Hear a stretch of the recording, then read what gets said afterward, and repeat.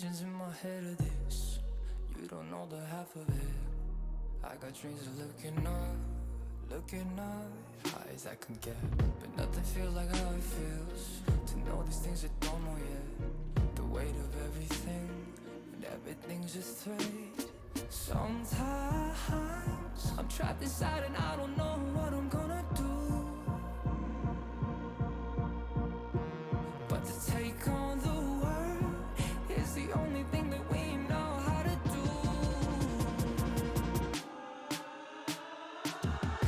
I've got dreams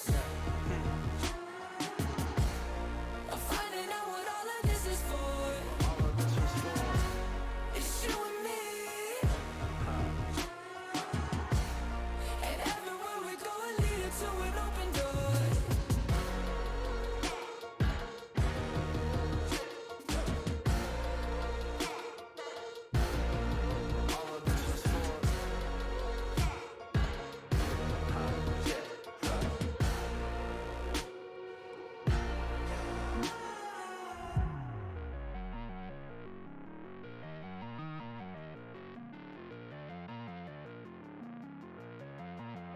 We made our mistakes, the good and bad days, but nothing really breaks if I got you. Look at the sky when you go outside, and know there is nothing to keep me back from you.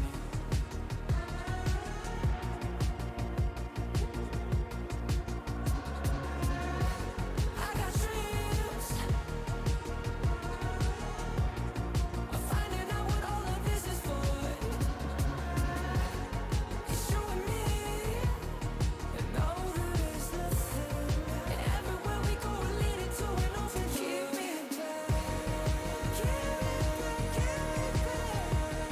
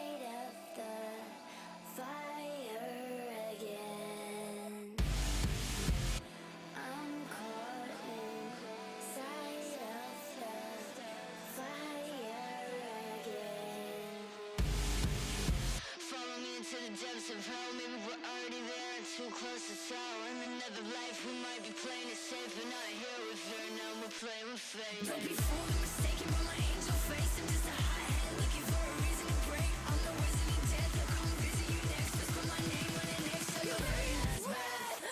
I'm caught inside the fire again.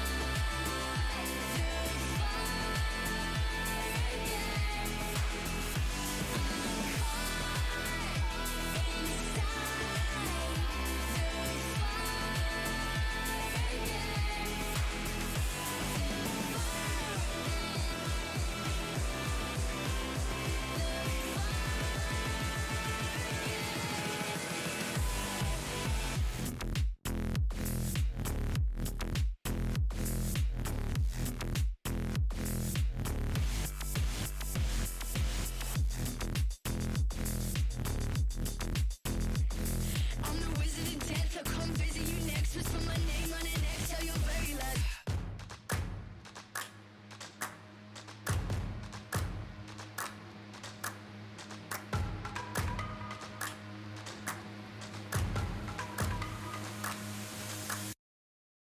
Y'all sit back and watch me speak. About to take over your screen. Talking bulls in 93. Talking mom, I'm on TV. Y'all know all I do is me. All I do is me. Y'all sit back and watch me speak. Y'all sit back and all I know, my money green. About to snap and make a scene. My cup off and make this free. My cup off and make them scream. Go back off for TMZ. Y'all sit back and watch me speak. Y'all sit back and watch me speak. Y'all sit back and watch. Watch me. Watch me. IT teams are managing a mix of on-premises and public clouds so that organizations can quickly scale in demanding situations. But managing apps and data in cloud silos is inefficient and can lead to cost overruns. That's why Nutanix and Microsoft have come together to provide a joint hybrid cloud solution for organizations looking to simplify their hybrid cloud operations, bringing freedom of choice while utilizing their existing investments on Azure. Customers will be able to deploy Nutanix clusters on Azure and seamlessly connect their on-prem environment with public clouds.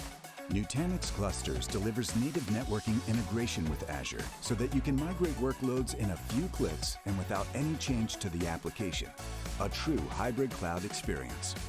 Together, Nutanix and Microsoft are really enabling simplicity of hybrid and really the choice of managing these hybrid workloads in a very flexible way that enables you to reuse your existing investments and resources and really accelerate your progress. Run better, run faster, run anywhere with Nutanix and Microsoft Azure.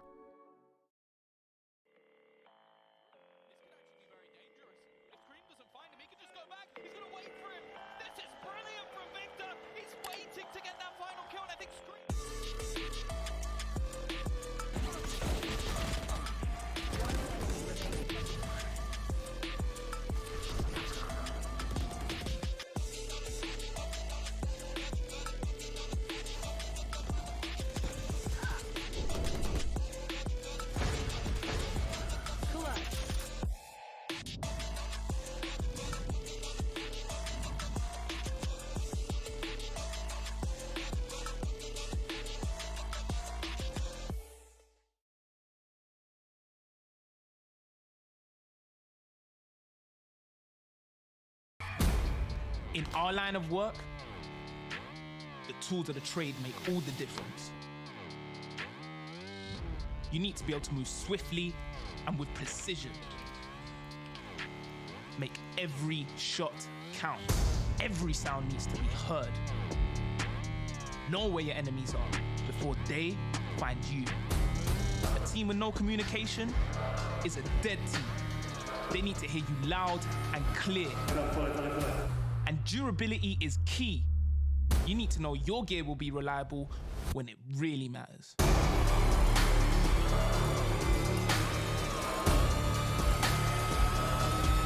As professionals, we expect nothing less than the best.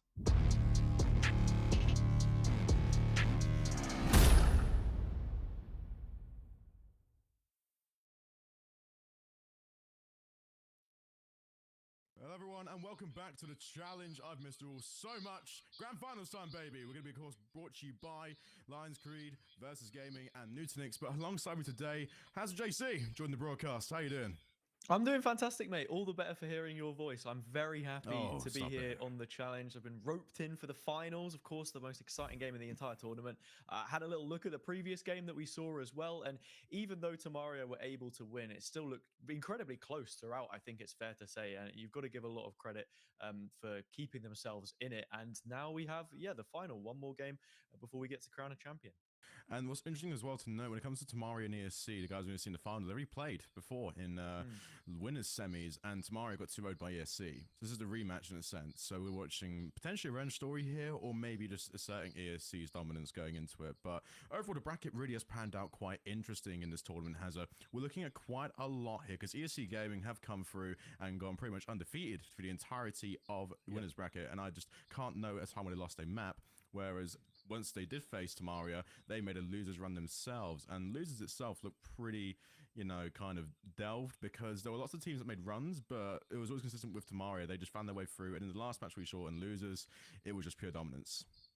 Yeah, it's exactly that, right? You've got to be looking at ESC as the favorite coming into this, not just the fact that they won the previous matchup, but the fact that they've also come through this upper bracket completely unscathed. And sometimes that can play one of two ways. You are quite simply looking at the better team, or there's a situation where you have the rematch potential that we see so often in Valorant, how anti-stratting can work. I don't know how much time Tamaria have had to really break down the previous loss that they had against them, but that will be something that factors in for sure, especially when we look at what the map veto is, as well as we are now seeing the picks and bans.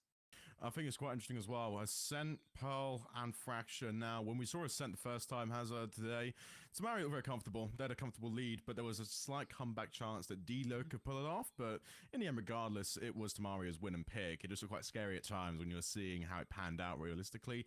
Pearl for ESC is quite nice. I think they actually was the first time I saw them on Pearl, was the first stream for the challenge last week, and they looked convincing against Kanka players, so it was a 2-0 there, and regardless, but Pearl's a good pick for them. Fracture's interesting. Have not really seen Fracture being played out on the challenge yet, to note. Yeah, Fracture is a very interesting map, and we'll have to see if we do go to that decider. But looking at the map selection that we do have, Ascent as well is one of those maps that I think every team should be feeling comfortable on. If you look at how defaulty it's set up, you've got the open mid area, both mains, extremities that you can challenge for on both attack and defense, which makes it quite balanced in a sense as well. So if you do carry a strong lead out of the half, you need to still keep your wits about you. There is the comeback potential that you spoke of, but then into Pearl and Fracture, these are maps which require a little bit more practice, I think, in terms of what the sort of quick implementation can be and what the preparation is. So in some ways, I do favor whoever it is that can take Ascent then coming into the second map. Well, again, we've only recently Tamaria touch Ascent is their pretty much the best map. We've only recently played it once or twice, but it was probably their first pick. If not, they want to get it in if it's not banned. Pearl and Fracture, like you said, again, very interesting to sort of note. But looking at the sides we have here, Tamaria on attack and ESC on defense, and that's going to be the first sort of round. How's it sort of panning out, though? And what can you note to me about Ascent on attack and defense sides? Well, I mean, teams will look to try and play it differently. There's different ways that you can pressure as a defending team, because for the attack, it's difficult, right? Both teams have a great opportunity to set the pace, and I think that's the main thing that we'll need to highlight here. Whether that's looking to take proactive control in mid or either A main or B main, there's different ways that you can do it. The orbs do inherently favor the attacking teams, so there's ways to build up ultimates, and I'll like to see what the prioritization is with the picks that we see coming through. But then in terms of the agent picks themselves, it almost writes itself. We see very, very often teams will run that same setup with the double initiator, the killjoy, the jet, and the single smoker, which is usually the omen. But yeah, in terms of the actual approach, that's always going to be the biggest difference between these two teams. I think as well, coming to the player head-to-heads here, you have Legolas on EOC and Dewey on Tamaria, and they're both jet mains. And I've seen lots of glimpses really where these guys stylistically would match up well against each other, because they play very similar on the jet. They're very fast and they're very deflective.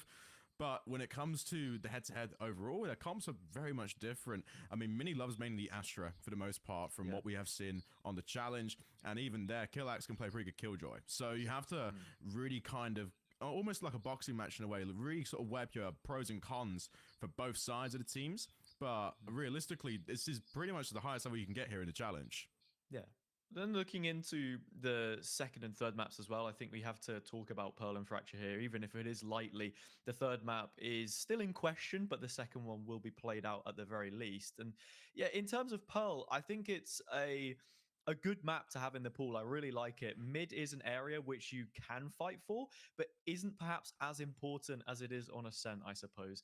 Going into Ascent now, as we are just going to be loading into Agent Select, and I've been cut short essentially by the players' preparation, but this is what we want to see. We want to see a game between these two teams either way. And yeah, already a semblance of what I was talking about composition-wise, with that one deviation being the Astra that you highlighted. And instantly there you're seeing the side of ESC lock in, it's almost straight away. Omen, KO, Jet, Killjoy, Sova. And that's a very decent comp and very common in terms of Valorant and the wider prospect. But still waiting here for Tamaria to lock in. And realistically, we're not seeing many change much here. Still sticking on the Astra. And same for ESO on Killjoy. Interesting to note, though, that it's going to be sort of a mirror comp here in a way.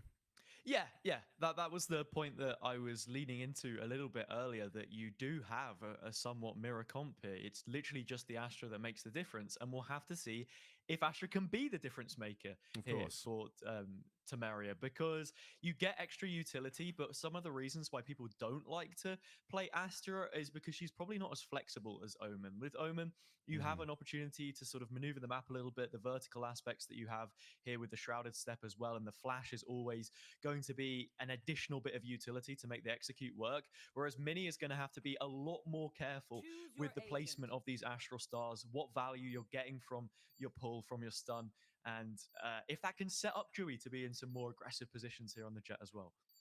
And to note even better, when you talk about the Astro and talk about the Omen, Mini I've watched quite religiously here in the challenge. I've had a couple of broadcast files to know just to see what she's like. Now, interestingly enough, the playstyle is very aggressive, and a lot of the choke points Mini can focus on and play a lot of grab plays, smokes, and primarily the Judge has been the gun of choice for this user. And it's kind of contrasting to the way Rizvan plays with the Omen. Very long range, very much a fast smoker, and tries to initiate plays where originally a team commits to a route or a lane, they will then switch them off that, and then they can take control. Yeah. It's two clash of play styles, I suppose, but we'll have to see if that then reflects into what the rest of the team want to try and do, because as we said before, they are effectively playing a mirror comp against one another, and you have to look at how the different moving parts within that actually counteract. Of course, there's going to be some counterplay that we need to look at between the Sova and the Killjoy in terms of having ultimates as checkmates to one another and stopping the lockdown from getting as much value as it could. Also, the knives, if they ever come up on either of these Jet players, how the KO looks to try and react towards that. But coming into this one, we have the pistol round. It is our grand final, a best of three here between ESC and Tamaria. Connie, looks like we're going to be getting a nice B rush to kick things off. That's very common as well. I think when it comes to lots of the plays I've seen here, most of Tamaria's plays have been stacked towards A or B, and they like to flicker almost every round. So it can become quite predictable in the long term of things, right, Hazard? I mean, these guys like to, or rarely avoid mid, but they do like to commit fast, and they rely heavily on a KO dart or at least an Astral Orb. But the way it's starting off slowly now, Spike will course fight round B. One player that I can notice it's going to be me there with the Astra. But the way you see they're almost instantaneously trying to get through. One way smoke goes out and dart, but nothing really connects. And at this point now, you're just waiting for what's going to be a really fast B. I was too excited, Connie. The B not that fast. They do have the turret for the contact. And yeah, your controller player can always play pretty far away from the pack unless you're running a Brimstone, which you don't see too often, especially on this map. So that is the reason why Astra is cut away from the rest of them, as Dewey will have this push on. It needs to be careful not to get tagged by the recon here, because it could be damning. Down to a nice amount of HP, but then finally dropped even lower. The flank coming through, but Mini has dealt with a couple of them. Player advantage coming into the post plant. Now it's RV2. Spike will go down. Now it's down to Cream here again, playing rather unfavorable for market. But, I mean, look at Stack here coming in. The side of Tamaria are just bunkered onto the site. And it's really difficult at this point to find a good timing to at least initiate the first kill. Especially when Crimson's spotted straight away there in the back. I mean, listen, lots of mollies be thrown onto site. And just the amount of damage you can get through with Dewey there clears up Kill Axe. And now Cream left 1v3. Be really hard at this point, and you really would hope that a miracle happens, but turret will go down, maybe get some chip damage in, but regardless of that, you're walking into 3 pistols, it's not looking good. That's an incredibly clever spam that we see come out there from onto Kareem from the opposite Killjoy player of Isu. Down to 1 HP and then finished off. I was just about to say, it looked like there wasn't the best health on the remaining players. But yeah, a little bit of intelligence, maturity to sit back and play into those crossfires, force Kareem to take more than one duel. Mini deals with a flank brilliantly for getting 2 kills there as well. And yeah, they're able to breach in towards the site. The Killjoy util fairly light in terms of what we saw, but it was the pistol round. Some better weapons now for the attacking team to work with as they head into a bit more of a default, and I expect them to be playing into those orbs a little bit more. But for now, pacing definitely has changed this round. I mean, the same initial defaults of the KO dart going out, maybe a smoke. But this time we're seeing a lot more hesitation from the side of Tamaria. Playing very slow, but definitely not a dumb move in the books. But what it does in turn allows to do, as you can see here from the A lane exposing up onto the B, the players are almost playing parallel to each other. Just as ESC aggress, so do Tamaria. Yeah, Tamaria, I'm not sure if ESC are looking to try and take that orb on A or not. They have the opportunity to do so. Dewey with an isolated 1v1, looking for a second on the Vandal. So much damage chunked through the paper-thin walls yet again. Curious to see if we'll have any kind of Odin plays introduced late on, but here is Legolas trying to just draw that one from the bow and finally gets it mini reduced from the tiles position. They've got a nice double up here to crunch in on main. Now Isu again here trying to get some more in. Unfortunately now we're seeing 2 more feeding and it's just going to be, well, what originally was viable for ESC. Tamaria respond quickly and that was completely initiated there solely by Isu. But again, it was very much an audio play there to watch the pinch and try and initiate that because it was just so much to consider and for the players regardless of reclaiming that side if you are on the side of Tamaria. Yeah, I want to see these defenders playing off one another a little bit more, get those setups coming through. We know that the comp that is being run on the side of ESC is the stronger of the two, and Tamaria are going to be happy that they found not only the pistol, but then that anti-eco conversion, just to gain any minimal advantages that they're able to find in what is a rematch, a game that they lost previously. Here is that B pressure once more. Lack of presence towards the rest of the map, and Kareem will capitalize. Off Kareem now again. There's a forced smoke. Even though first blood does come to contact, Mum trades it out. Now at this point here, if you're on ESC, you're going to look to maybe catch his mid-flank here. But Killax does, so that's one there out of the books. Although again, you're making sure trades come in and Wexy does that indeed. Now of course, the recon dart will go through and it's going to be pretty much a charge attack here. But they want to try and get onto A. The spike has dropped, but now Mimi takes care of that. Wexy left themselves a little bit open there. Look at the positioning from Wem. Has Kareem's number and is able to punch in the ticket. Now it's a 2 versus 1 effective on site if they can find a way to peek towards Rizvan, but they've just isolated the jewels. Found the first onto Mini, tucked to the corner. I'm not sure if they even know about him, but is able to get it either way. It's now 3 for the KO player with the door trying to shut. Legolas immediately challenging, but just sticks it out. Has the plant down and it's a 1 versus 1. And in time for that, Legolas on the last swing and the last check gets it done. And what looked to be quite tactical, I think Legolas played it quite good there, initiating 1v1, opening door, throwing smoke down, because then you expect him at least to go up to heaven, or at least play for an angle. But it was a tough swing for Moom to get through. Yeah. So regardless of that, the 1 peaks came in, it was a winner for Legolas, and now the bonus round goes in turn, I believe, for ESC. Yeah, this is going to be a very strong round, actually, for Tamaria here, because if you look at the weapons that they've got, it's going to be better than anything that ESA can cobble together, because they still had some rifles into the previous round, which made it close. They were able to peel back on what the defenders can actually bring through here. Legolas getting close to a Blade Storm, but even then, it's not a win condition that you can try and bargain for yourself early on without that A pressure, which they look to be playing. It's a mid explosion instead, and they're actually just heading straight up short. The dash is proc, all 5 players tagged, but nothing found. Killax though again, they're playing with the judge close range, almost copying what Mimi usually does in turn for the side of Tamaria, but as now the trade starts to come in, it's Manic and Wexy, which both come to full effect on the Sova. Manic though again, they're playing very slow in the hell now. At this point here, the drone will go out, and it will look to try and find its Seeker, but at this point now, if you're on the side of Tamaria, you need to push forward. Wow. You need to push forward, but Manic there, the Guardian, is just finding some clear headshots. Manic is probably the only way to describe what we have just seen from that man. Brilliantly done. And now it's a 2 versus 1 situation. 2 points of Alva's committed the ult and finds the Sofa counterpart. This is ridiculous stuff, and Rizvan's even tried to close the distance with the Shrouded Step.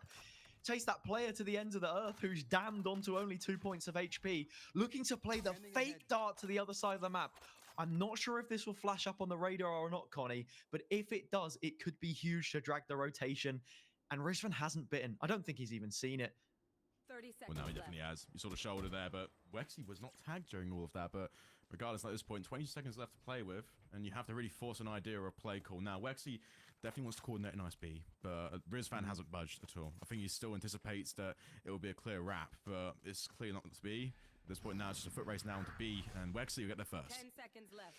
Yeah, Wexy will be getting this spike planted. The fake dart was such a nice idea, and just having that lineup in the back definitely. pocket really gives you some more creativity. Unfortunately, it didn't come to much. In fact, gets the recon back online by the time we go into post. Now Rizvan has to try and play around this. Knows the player is low, will have had that call from his teammates. 2 dark covers to work with, but how many of these angles do you really want to isolate? Gives an opportunity for the player in the backside to work around it and is slowly navigating this one. Needs to clear close right. It's a hard angle to find, but he'll do it. That is going to be yet another round here for ESC, tying us up at 2 apiece. And what looked to be a complete calamity of 8 players falling onto the A side. It was one at the B. Rizvan with a nice little tap there gets the job done, and the spike will be defused. So, heading into round 5. Economy, though, has it looking pretty much broad on the even side here. And what was good about this round from the last is that we're seeing ESC get the buys they need and some full shields and the weapon they wanted, ideally. Yeah, we are seeing exactly that. Legolas will be playing in towards the blades instead. Some light armor on the attacking side, but you can really afford to do this. We saw Fnatic pioneer the light buy somewhat in lock-in recently, and you know, while I don't like to talk about pro play too often, especially when the tiers vary so much, especially what's being brought through, it's something to be looking at. And well, Legolas just going in light on his feet, trying to find some damage. Killax instead on the judge will pump it in. 4 versus 2, but immediately there's a trade both ways. And it's only Wexy left and cannot do a thing. 3 for Killax and 3 now for ESC. But like you said, again, that initial round there was all talked about the buys on the side of Tamaria. And the half buys, again, was a great idea, but at the same time, they were copying and pasting a lot of their strats from the previous few rounds, just playing 5 stacks into A or B. What was so effective there in terms of ESC was the judge. And again, the one core factor of Tamaria's play is the Judge Astra player, and the ESC just sort of, you know, man-housing that and just sort of counteracting with their own, which is good now because Legolas has got his hands on an op and a light shield to boot for this round. Yeah, I'm really liking this from Legolas. I'm wondering what exactly it is we're going to see. There is the Paranoia lined up towards A main, perhaps to dissuade something early on. Op playing quite deep, actually, as you have the rest of the Killjoy utility spread out towards B. Something that I want to see from Tamaria on their attack, however, will be to pressure in towards Market. But Manic is stopping them from even breaking through Arch at this point in time. An early investment of the Hunter's Fury, but it turns the result of a kill. And now they have a player advantage to work with. Spike does still around mid there. He's showing relying a lot here on G on the Jet to keep the cover there. But what's interesting now to know is that Tamaria are going to opt now for a push here. It looks like onto B, but the way ESC have played it, they've just spread and collapsed on either side. So now you've gone from 1 player on either side to at least 2 or 3. I'm wondering whether ESC are reading into these B hits a lot more because the setup is there for them. We haven't seen a direct A hit once as Kareem trades out Dewey. Very comfortable to just peek in towards mid and trade out the player, which is exactly what you want to see. But what you do not want to see is an op shot missed like that from Legolas, because now it's a 3 versus 3, lockdown online. The site not expended just yet. Now those swarms will be the last line of defense, but Kareem needs to get out of there. 30 seconds left. All engines now smoked off. Recon bot has been destroyed too. Now at this point here, you're playing around information here, easy just spraying through the wall. And it's down to Kareem again here, because the trades coming in from Manic and Rizvan only add to the firing power of ESC in this situation. Mini, they're left all alone behind what looks to be a resmoke. And again, now Manic is just taking care of business in regards to all sorts of pressure there that you could have seen from Tamaria. Mini just left on the lonesome, completely underwhelmed. Now 4-2, and we're looking into what looks to be the 6th round, or 7th round, I should say. Yeah, Kareem doing a really big job there just with the utility. Even if you're not fragging out, it slows down the play off the back of the lockdown. And it's interesting, actually, that we see Kareem here because I have casted this guy before. Out in Poland, he was playing Streamers League, actually won that tournament. And if you cast your mind back even further, they noted a landmark result against the early iteration of the Fnatic team while on the Ballista roster. So good to see him still kicking around. And of course, yeah, being very, very valuable on that previous round. Only reflects now because the ESC have found two clear. And the smokes on both entry points now through Garden and through the front gate. We're only isolated 5v3 here. Mini with Bucky this round. I think at this point here, you're relying so heavily on the one tap, one pump, close range kills. Won't really only add diversity to your attacks at this point. If you're on Tamaria, you really want to kind of mix it up a little bit here and play for you know, the long range weaponry, because that's where ESC start to fall apart. And now we're seeing Isu just start to jig around here. Kareem will see the shoulder first, but Isu finds the clear tap in time. Now Legolas again, we saw in the op, kind of missed his initial shot here, but can play a great angle and does find what looks to be a clear kill.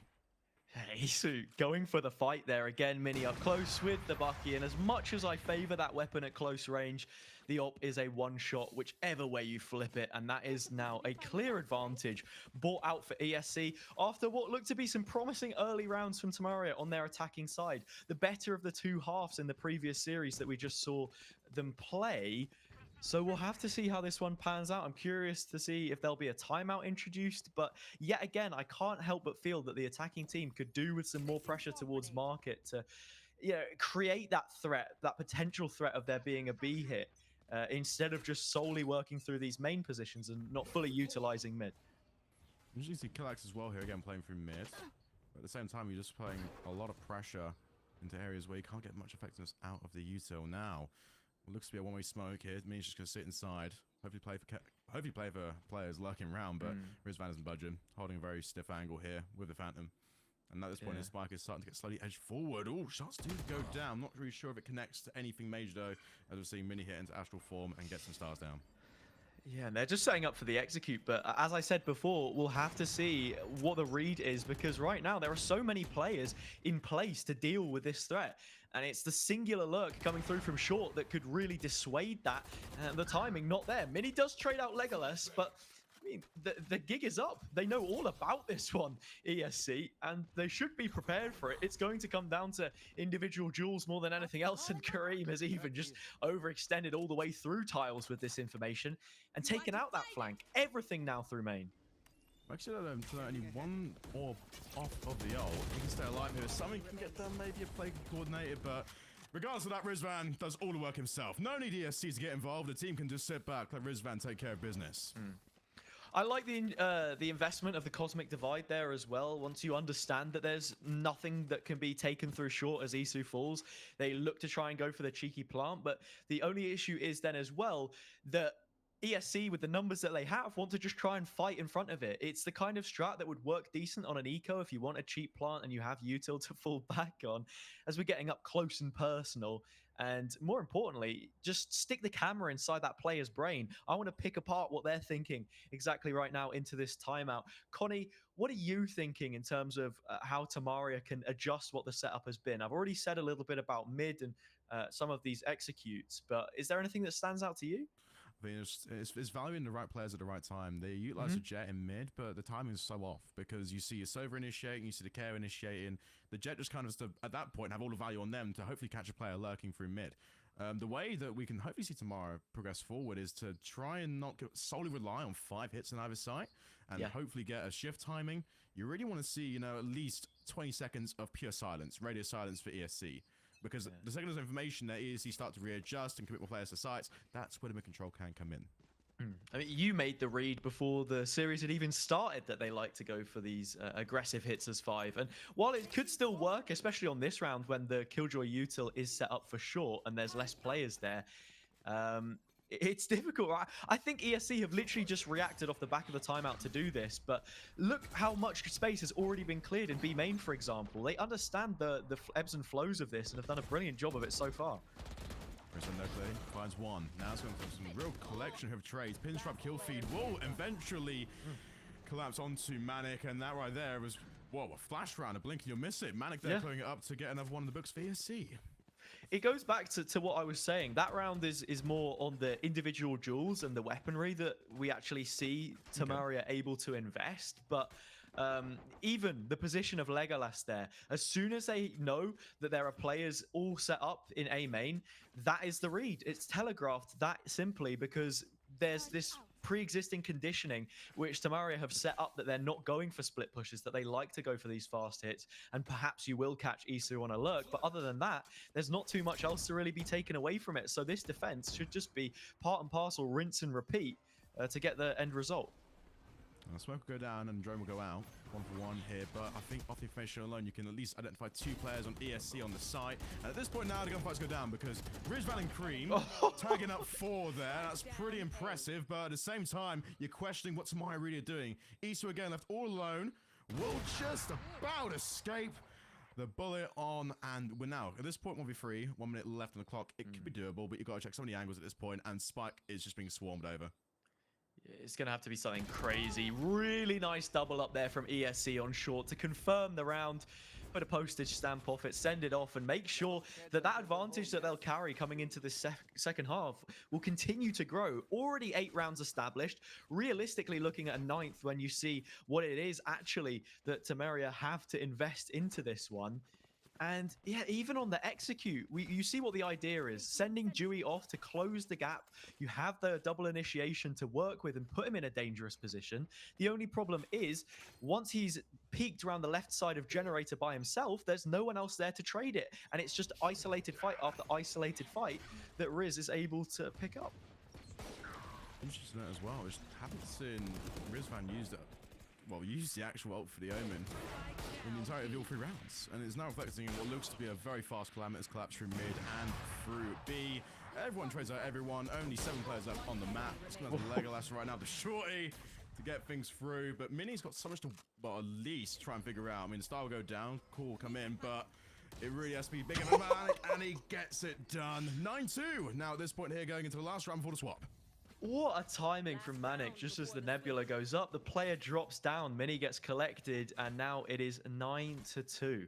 One of the questions we had coming into this matchup would be, what value can they find from the Astra? Other than the one ult that they had, not really seeing too much impact from the utility, and it's a shame because there's so much potential there as well. You even see the set lineups that they have on these executes, when with the fragment also being able to cause issues, displace players. The only problem is that it's being played at a fast pace without collecting some of that information first. They're just sending their head straight in to the meat grinder without checking if there are any hidden blades cloaked behind it at this point in time. Finally, we get a semblance of that as Wexy sends out the Owl drone on A. And he's actually pulled these rotations as well because of the prior setup that they had. Again, Way finds the way there, gets a shot with the Hunter's Fury on 2. Now it's going to be a man-less situation here. 1 minute 8 left on the clock here. Going to rely a lot here on ESC Gaming's instinct to figure out what's happening here, because at this point now, the entirely quiet Trojan horse of Tamaria Gaming start to launch their attack, as we're seeing lots of ults being thrown around here. That Killjoy will, of course, expire in a second. You want to rely a lot on a fast dash. Now we're seeing the entry come into full effect here. Shots go down through market. And Tamaria look really comfortable at this point here. I mean, Legolas is going to be floating around with some knives in the smoke. Maybe he could cause what looks to be a very dangerous attack play, but is it attack-minded? I'm not too sure. There's been really stagnant right now, and don't want to commit too much here and lose a life. Great use of the null command to shut down any of those ultimates or pieces of utility that could be coming through, but Remember's somewhat overextended by pushing stairs solo from himself. We do see Wexy playing in towards main though. This could be a decent denial. Won't be able to get in towards the lockdown, but there is space on the backside. All the kills now coming through for ESC. Panic button pressed on this final round for Tamaria as Wexy has to do everything alone. 2 versus 3 players from the backside. Only Dewey remains, but time has ticked so low. Only needs to deny and has already done so. Legolas finds 1, but there's nothing left on the clock, and that will be, at the very least, 3 rounds for Tamaria. 9-3. Wow, I haven't seen this scoreline before, Hazza. Anyway, that was on the previous series as well. Same map, right? Yeah, I know. But this time it's not really as one-dimensional because we saw what looked to be a calamitous impact from Tamaria onto Delio. But now we're seeing Tamaria on the opposite end of the stick here. So heading into this right now, I mean, the stats speak for themselves here. I mean, Rizvan, Manic, and Legolas look incredible here at 13 apiece. Killex and Mini, they're really struggling this round, particularly Mini, because Mini usually comes up with one of the larger number score lines for the side of Tamaria, but 6 and 12 right now just hasn't found the control either. I mean, a lot of times though, we're seeing Bloods going in favor, and Mini's just ended him. In some ways, I do favor this Astra on the defensive setup, however, instead of the attack. I mean, yeah, in some ways, you are able to have those flashes, and you can play more for retake if you want to be picking into the Omen. But I'm curious as well, other than Dewey just finding a really nice kill onto their mirror pick of the Jet there, what the rotations look like for them. That is outrageous from Dewey. Back to back to back, 3 shots through the wall, and well, it seems as if Tamaria might just be not turning their backs on a result just yet. What it does do now, though, is it forces a complete wrap here, as Tamaria now going to force what looks to be a clear entry into A. Smoke goes out in Garden. Moon completely ineffective at this point now, unless, of course, the push comes in and it's timed. Rizvan, though, again here, kind of eyeing up the same idea. Flash goes out, though, and nothing really connects either way. So at this point, you just spray through smokes. Potentially clear heaven if you want to get onto that. But KO Dark comes in and shuts down all sorts of play here. But even through that, the lever's pulled and the shot comes off. We're now seeing the drop. It's going to be a 2v5, make it a 1v5. Oh, dearie me. I mean, when you have this many advantages, it doesn't matter if you're playing for retake or not. Only one fatality in the end as Kareem is able to pluck off a singular kill. Starting to build in towards the Sovrot here, perhaps. No, actually just trading it off onto the Killjoy. That makes a lot more sense. I think we expect Dewey to be self-sufficient in terms of finding those orbs through kills to get their ult in the form of the Blade Storm. I'm curious to see how this anti-eco will be played, but yeah, something that I had sort of theorized, questioned would be, what do the rotations look like? But they didn't over-rotate, something which would be symptomatic of a team that commits heavy resources on their execute, and how exactly it was that ESC were able to get such a good read on the previous half. This time around, they don't have particularly good weapons, so a brilliant opportunity for Tamaria to close that gap. But Tamarian's still showing signs of aggression, even in the defense. Dark goes out again here. Lego's just stay up here the short. It could be a great play, but potentially one way. We see it quite often of the Omens and the Astros, but now the trade comes in here. It's the Mama Mini show. That's 3 dead in the feed, and now we're seeing a calamitous impact here, as what looks to be ESC is struggling here to find footing. Although a player either side here relying so much on Manic to get the utility down to at least stop a push. Oh, Manic finds the kill on the Sheriff. The shot dart was an invitation for Mini to go look for something else. I mean, this is one of the few rounds where that KD scoreline can be, resolved a little bit, given some kind of a solace from the turmoil it's currently been feeling. But a high priority now for Tamaria has to be keeping as many of these weapons as possible into the next round, because the bonus, as it is, not looking the healthiest with the sort of Spectres, Judge, Marshall, etc., that they've brought in. You're just looking at that percentage play on the best case scenario for them. And right now, again, they're just getting some shots down through the arch. Nothing connects, though. Maybe after the headshot, maybe after the second, I'll change my mind. As we're seeing it clear as day now. Tamaria bouncing back now on the defense side. 9-5, inviting into this next round. A couple sidearm upgrades as well on those Sheriffs. It was very dangerous stuff that Mem was doing. Peeking to the left and the right of the box. A guessing game with Kareem, but in the end, has the answer for us and delivers. This is the round that Tamaria need to deliver on, though, because if you do so here, it's a better set of upgrades. Those firearms will be rifles this time around instead. Building into ults, everything starts to snowball, and you see the light at the end of the tunnel. But for now, it's just one step at a time. And we've already seen Wexy yet again go for something aggressive. Just completely disregard what the norms are here on this map and post up close. It's a risky play, though, but it doesn't get rewarded. Judge headshot connects, but no cigar at the end of it. And even at the start of that play as well, we just saw the Nano Swarm shoot out onto the turret. So Killjoy cancel a little bit. So now heading into this next one, Hazard, it's going to be quite spicy here at a 4v4. Yeah, the turret has taken the kill because both players were so low. And a huge chunk of damage taken out by Wexy there onto 2 of those players. And now they've got to contend with another shotgun up close. It's Mini in the corner looking for a couple of their own, and we'll get it. Mini goes big, and now it's a 4 versus 2. Full flash though, Rizvan needs to get something done here, can't find it as a trades come in, but in the Dewey there, the Marshall, man advantage, comes in full turn here. You can do the lifts, you can do the maths, either way, it's going to be answered regardless. Tamaria chaining another one now onto this, and it's 9-6. The curse could be real, or it might be a myth. Either way, we have a quick response here from ESC. Everyone always loves to mention it. 9-3 flashes up on the screen. caster can't help themselves but to reach at it. We'll see if it becomes realized in this series, though. Brilliant round from Tamaria. They go aggressive in B main. You've got the fallback onto the Killjoy and a more passive setup on A, if you discount Mini playing up close from that position. But yeah, just playing to their strengths. When you have shotguns, you've got to be looking at what it is exactly you can get done, and they do it. Now ESC will need to collect some of these shots, maybe play in the numbers advantages that they'll have, as Dewey's rotated away and left Mim to fend for themselves in this position and can only claim one before getting taken out. Mini again, though, trades on more. So at this point here, you want to try and get something done, but the door will go down and the aggression comes in, but is it rewarded? No, it's not. Killax there with a headshot. Clears it out. Flash goes out as well into Garden, and it's just, at this point here, just double checking, double clearing, because after that calamitous fight, you want to make sure everything's taken care of, and almost twitchy to a point here. Now seeing ESC start to reclaim the gear, but in a previous situation here, and the KO ult comes out and it's effective. I love this from ESC as well, to just put their money where their mouth is and invest that ultimate. A big play. Unlikely that Killex will be get picked back up, but the dark cover's gone down. Rizvan's out in the open and taken down by Wexy. Wants to navigate around this smoke because there is some passive info from the teammate. Goes for the half stick. May go for the full thing, but does just pull off. That's 3.5 seconds in the back pocket, but Kareem has all the time in the world. Experience on his shoulders to win out the 1 versus 1. Does not bite. Shot after shot is baited out. Wexy needs to find something here eventually and cannot do it. A huge thrifty round from ESC, proving exactly the quality that they have, and you can't count them out on any round, no matter what the odds are. Cream had all the marbles and all the cojones to execute that kind of play. You wouldn't put it on anyone else. I mean, literally, this is a person we're talking about who beat an early iteration of the Fnatic team and has now come into here and showcased that experience on full blast. Now, looking at a 10-6 here in the first round back in favor of ESC Gaming, but now we're looking at what looks to be a much more A-sided setup here for the Killjoys, very much defensive favored, but there's no change in terms of Tamaria's picks here. Very heavy B, and the smokes and the darts will go out instantaneously. But the connections, are they there? Not really.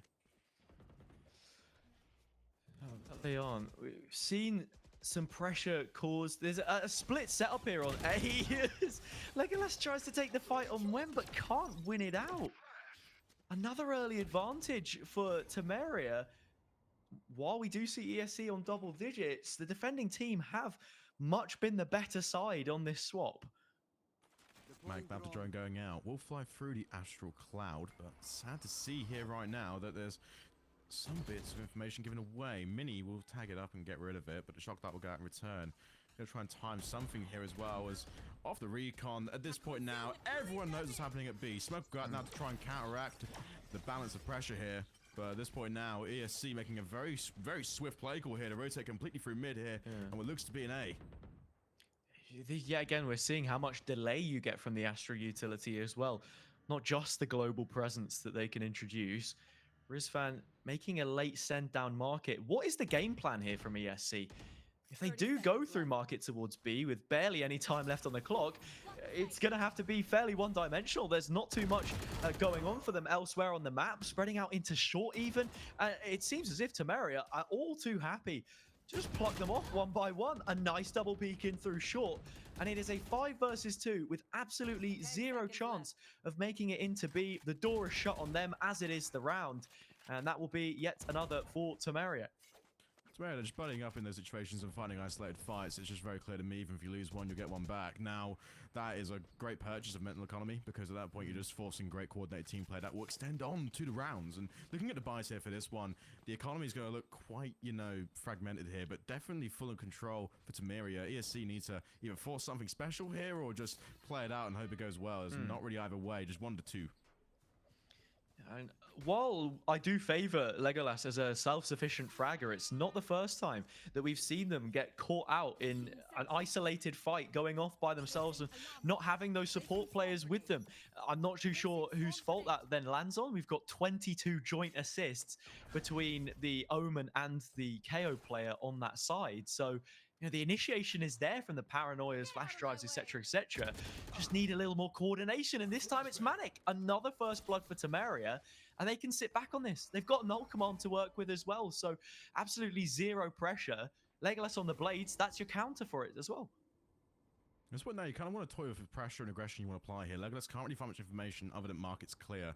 Does know, though, for instinct, that there is one player, and it'll be Wexy on the server there just lurking around. But even as we switch around throughout the map here, no one really is engaging anything major. They really want to play for a pick here. Legolas is doing all he can to entry on, and there comes the first. So, hello, Legolas. Nice to see you there on site. Get some weaponry as well, but at that point there's two players stacked in Tamaria into market. The Care Dart goes out and suppresses only for a second. Legolas here rendered ineffective, but the players now starting to switch around their ideas. Yeah, Legolas has picked up the Phantom, so this will help. On the Blades would be one of the few instances where it's an exception to the rule and you fancy yourself to take those individual fights. But even look here, Mini has the perfect read on this play, it feels like, but unfortunately for them, we do see Killax actually moving the side. What a spray transfer! Mini finds two yet again, doubling their worth. And just playing around the corner has such a brilliant timing to even pick up Kareem. 3 for them now on the round, and Rizvan without the spike planted, too much work to be doing. And may even fall before they get a sight on towards where these remaining players are. Oh, listen, now we're seeing some. We're actually seeing the pressure switch here now. I think the amount you can see that, you know, Tamaria have chained in this map is kind of putting ESC in the back burner a bit. They're kind of mentally confused. Lots of head scratches around the TeamSpeak as to what you think might be going wrong with them. But again, we're seeing what looks to be a last-ditch effort here. For a famous Fnatic half-buy for ESC as we go into this next round. And could be quite tricky here, but you know what? Tamaria looking very strong now. We thought the start is kind of one-sided, but now it really is a contest to favor. You've got Wexy's counterplay in the form of the Hunter's Fury is down. There's a lockdown to try and work with. The light buy here, it is a good call, but if it doesn't pan out, we're looking at level scoreline, and from that position onwards, Tamaria do have all of the momentum, wind in their sails right now, just looking to be that much better of a defender-sided team. Really, if the going back on the VOD review and looking to work out where it is exactly improvement must be made, I can answer that one for you right now. But here we go. Yet another challenge posted in front of them here. It's quite literally in the name. Wexy finds that kill onto Killax, but there is a trade from Legolas. Opens up market and causes a lot more problems with that lurk from Isu also coming in. Paranoia goes out as well. They're on to B to completely clear it off. We're seeing a heavy commit here for the side of ESC. They really want to play for a post-plant situation. 15 seconds on the clock, though, as soon as it goes. So, 44, Wexy again here can play after the smoke fades away. But again, lots of recon being utilized at this point here. You got, well, both Sova players active, both Jet players active. It has to be fast for the side of ESC if they want to get some trades out straight away. But Tamaria have already put room to do so. Legolas there finds a first in the feed. Counting down your seconds now from the side of Tamaria. But that's what Legolas thrives on. He gets another and books himself even more for the third. But Isu gets a trade out in the end. Now what was originally a 44, now down to 1v3. Only seconds left for a fraction of Tamaria's energy left. They need to try and find something special here, but nothing left. Kareem takes care of business, and that is a round back in favor of ESC. And what a time to get your momentum back in favor. Yeah, there we have Legolas just projecting ESC forwards with some very nice gunplay. Yet again, just solely on their shoulders. I think we have to be looking at that as the main win condition here for ESC, putting Legolas in dangerous situations and then getting value from it. It being well supported. The most important point to take away when you look at some of the shortcomings of previous rounds that they had. But now things begin to crumble for Tamaria. They want that instant response. This might be one of the last buy rounds that they end up having, looking at how things are set up. And the peak from Dewey overstays their welcome. Kareem collects, and Manic will only continue to add further damage onto the opposite side.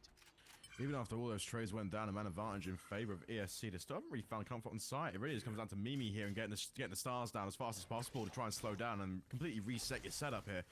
Looking at it is right now, still playing so underwhelming here on the air. There's no players to count it, but Mum, on his lonesome, gets 2.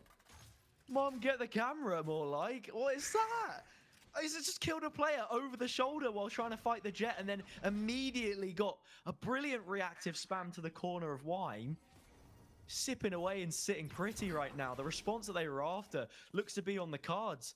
No real presence anywhere else on the map that ESC can shift this in late. The Omen player's down, so your From the Shadows is rendered ineffective at least until the next time out, and that player's come back from the spectator screen. Even if they send it A, you've got 2 players holding from short. Killjoy util there, and activate around the back line so quickly. That's we timed it perfectly, and I think it will be. Both entries executed, but Legolas gets one, and so does Cream. Okay. Wow. At this point here, from what was Tamaria execution of brilliance, now solely on the shoulders of Wexy. Oh, wow. Rough now. Mini left in 2v1. Completely, anchored onto B for the entirety of that round, but now has to pull something magical out. Minis looks so good thus far on the half. Fakes the door break, but doesn't fully commit to it. Right now, ESC can just play double under, and it'll favor them fairly nicely. Mini eventually does break the door. More sound cues being given away with the reload. Cosmic Divide, potentially a way to flush these players out, but even then, it just looks like exits for me. He's actually creeping closer and does fancy the chance, but the pace slowed down and time just not in your favor whatsoever. You can't full stick this Mini. Unluckily for them, won't be able to win it out. That will be map point for ESC. And at this point now, we're seeing Tamaria in really unfamiliar territory. We haven't really seen them on a map point. We've already seen them make 11 free comebacks, and we have seen them make quite drastic, momentum shifts, but they never once have been the opposite end of a map point. Now, this is, again, unfamiliar territory for the side of Tamaria, but ESC, again, they're thriving right now. At this point, they're looking to extend their undefeated map streak in the challenge, and Legolas, just 21 and 14, has simply been magnificent for the most part. Even though Tamaria I guess they are fully bought. The Guardian, the only exception to that. They have every single ult. So if this is a round where they're unable to create the reaction necessary to pick up something for themselves, then it has to be ESC's map purely on merit, because you have all of the tools here to create something. It's just a question of what they've actually got cooked up for us. Mini unaware that Legolas is lurking so close by until finally the sound cue of the classic reload goes off. The spike has not been committed. They're happy to just make Legolas a problem on the site and invite a reaction, which does come through in the form of a solo peek on short, which Killex shuts down. Now they regroup and look to re-hit on the execute. It'll be fast, though. The drone will go out again here, but looking at the side for Tamaria, they're just making sure mid lane's locked up as well. They're worried about flank players, but that really isn't the situation here. It's going to be a really fast collapse onto the site. Recon goes out though, and a few players are seen, but Mini has to spray carefully through and gets one taken care of. We'll also get rid of the recon dart in return for that, but Spike has gone down, mollies have been thrown. It's really difficult now, and at the end, a pinstripe kill feed and 2 apiece make it a 1v2. Oh man, it just about gets out. Big ultimate investment. You look to spacing in following rounds. You've got to win this one first, and Manic just nearly clutches it out, but the Sova duel goes the opposite way. Tamaria hold on that moment longer and have a couple of pieces in the bank left to show for it. Only the lockdown, eventually the one that comes through. And the comment that I was making there as well is that, yeah, you want to make sure you're spacing them out as much as possible if you favor yourself in the long run, because, it's 3 more rounds left to play here if they do fancy themselves. And you know what? To give credit, they've managed to bring it to yet another one. Tamaria as well on defense. I'm just watching EC's POV and just putting the nano swabs down in so many effective entry points that, ESC can make advantage of. But still 12 down to score. We're just getting into the round fully, but the initial default smokes and pushes are going to come in here. But look at the aggression coming in early from Tamaria. They want to try and force something through B here, but look at Cream's positioning. Drone will get shot down, though, and hasn't given away exactly where Cream may be. Again, the dash comes in, but look at Cream swinging fast. It comes into effect, a clear 2, but only the trades come in here. Mini will find them. And now Mini, off the re-peek and off the re-pinch, can try and get some more. Another one! But the trade is traded out. Cream again, now in the 1v2. Oh, this killjoy has to be used, and the ult needs to come down. Oh my god. Raid boss versus raid boss, and Kareem fancies his chances at having the last laugh on this one, but denied the opportunity. Isu takes it. Both of the Tamaria players put their lives on the line in the face of the lockdown, and they are able to bring themselves up to double digits. But Mini, oh my goodness. You can just tell when a player is in flow state, and it was liquid gameplay from the Astra player there, and they have fully silenced the doubters that had anything wrong with their first half performance here. Not even it being a comment on Astra being good on the defensive side necessarily, but just the mechanical ability that we've seen there is top draw. Up drop goes out again, and Dewey tries to get some knives down early, but information is probably good enough now for ESC to coordinate some form of pressure read here. At this point now, again, Recon Drone will still flash off, and Smokes again, it should be down to Legolas to play through them. But the setup is very clear to me, as Dewey then finds the first, and the spike is still being played around mid here, relying heavily on the counter pressure through Garden and Evia Tamaria, but the way ESC are right now, it's 5v4 situation with a minute left. I mean, listen, Tamaria have got all the time to play with, and the Smokes to combat that too. Yeah, they've got the ults to back it up as well, right? Mini's gone for a definitely. cheeky play around the side of the Nebula. Yet another head added to the collection. And while we have seen ESC try to make the most of these split pushes, that certainly wasn't one, because Mini's just lining them up. Gets another.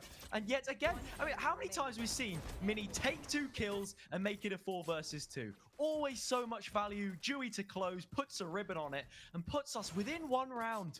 All 24 played here, Connie.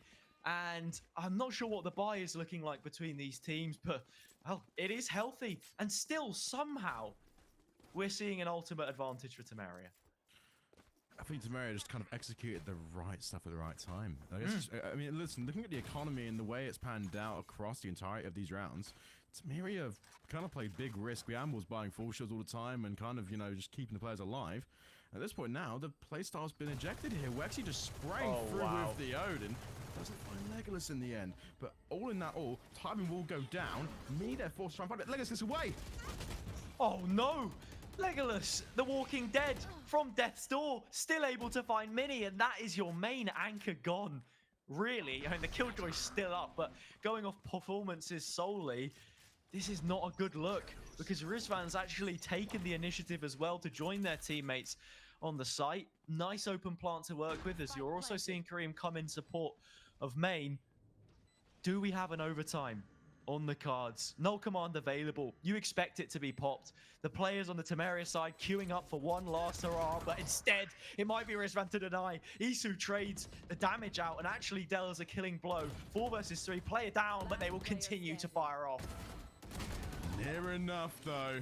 It's gonna be down. It's gonna be a nice little comeback here for the side of Tamaria. You really thought Manic could have get it done there as well with the last 2 headshots, but not to be. We're going to overtime now, Hazza. Things got really spicy, but at this point now, economy right at the window. You've got 5k each. Go and spend what you like. That you can. Buy as many Odins as you want. I said at the beginning of the game, oh, with how paper thin the walls are we going to see one used? There it is. It comes through. Also said before the game that these teams shouldn't be giving up at any point. Keep fighting for every round as long as they're still left in the server. And what have we seen? A brilliant turnaround from Tamaria here. 24 rounds played. How many more left on the cards? We do not know, but I am in for the ride either way. Looking to just be going back to the same as before, Tamaria. They are not adjusting this attack whatsoever. And just gunning straight for another hard-hitting B execute. This point now as well, you want to highlight the mental resilience both teams have shown to reach the 25th round against certain cards. But at this point now, it'll be a very aggressive push here onto site. Dewey spraying through the flash. Can't find anything though, but Legolas in turn, although Recon will throw out a counter molly from the KO to keep this locked off. Nothing really showing in terms of the ability we're seeing Tamaria to try and get through, but still a great hold regardless here from ESC. And they stacked heavily into the B because ESC are fully aware of what the attackers look like for Tamaria. Starting to, you know, get a few remnants of them playing other areas of the map, but very much happy to hole up in tiles. Wexy sends the drone out. Legolas wants to peek, but Mini is there. Just off the timing, Legolas had the incorrect read as to the position they'd be able to claim because Mini had the back of his teammate, and now that's a player advantage, and the split is coming through. Wexy through market, but are the players in main in position fast enough to do so? I'm not sure they are. I mean, Drew right now is going to be the last person to kind of respond to all this. All the trades go down there. Manic and Nisu in tandem trying to get something through, but 3v3 Spike will go down. I mean, the setup here can be effective if you're on the side of Tamaria. but it has to be timed well, and the util needs to be there. Now, the push here from ESC, only really 2 entry points that you can get there in time for. The last trap through mid wouldn't really be feasible given the current circumstance. Yeah. But Mini again here can just play around all the information, the peaks. Astrostar will go down as well, and hopefully off that, maybe some pulls we can see here to keep it in. Risen, though, will try and aggress forward straight away there, shoots down the alarm bot, and there comes the Nano Swarm again. But Risen just about edges out the angles. The Venn diagram of clouds in this map here, Risen taking advantage of. One enemy remaining. Big from Dewey to at least find one time. Not really on Isu's side, but they don't care. The Undertaker from backside puts it all in their own hands to find 3 and move that 1-2 up to a 1-3. It's a 13th round for Tamaria. From being on the brink, they're able to rectify those mistakes on the attacking half. Nice idea to, show a little bit more presence in mid as well. Double up, layers of utility to work with. Mini had, bits and pieces on cooldown, but it was more the alarm bot on Nano Swarm that came up with big value. A retake setup for them on A, heavy pressure on towards B, where it looks like we're seeing things begin to build. Can come down to all but one now. We're only at 1 point touch distance here from the side of Tamaria, but Cream Fight in the first club will look to try and put a stop to that again. Shots will go down, dashes will be thrown. So at this point now, the mid-up's looking pretty clear to me. It's a much more passive split here, but Rizvan is picking them apart. Tamaria are trying so hard to avoid lines of sight, but ESC are playing their strength game, the long-range game, and it's working. And through smokes as well. That's a freebie for Iso to trade out. And a huge kill to be taking right now because it keeps you in the round. You don't find that kill anytime soon in the mid round. There's no aggression or proactiveness. You're really going to struggle. Luckily for them, they do. The Killjoy setup still on A, playing in towards that retake as well. And some form of a crossfire, I guess you could call it, that could form here for Tamaria on B. And it's Mini as well. The last line of defense for the time being on this B exec that we're expecting. Entering off the form is a great idea, but at this point now you missed out on 2 seconds of audio cues. 2 seconds of a fast push here from ESC. And the Cloud will go up there and try and cancel it out, but in turn for that, it's only going to force them outside. And there comes a pick, kill actually the first. Now, at this point here, Wexy will get another. Needs to be careful though at this point. The amount of pressure is unidentified. They don't know how many players from Tamaria are around to toy with. 2-2 now, and Spike will be dropped, but the Firebolt will go through, and Paranoid takes it, but they find one in return.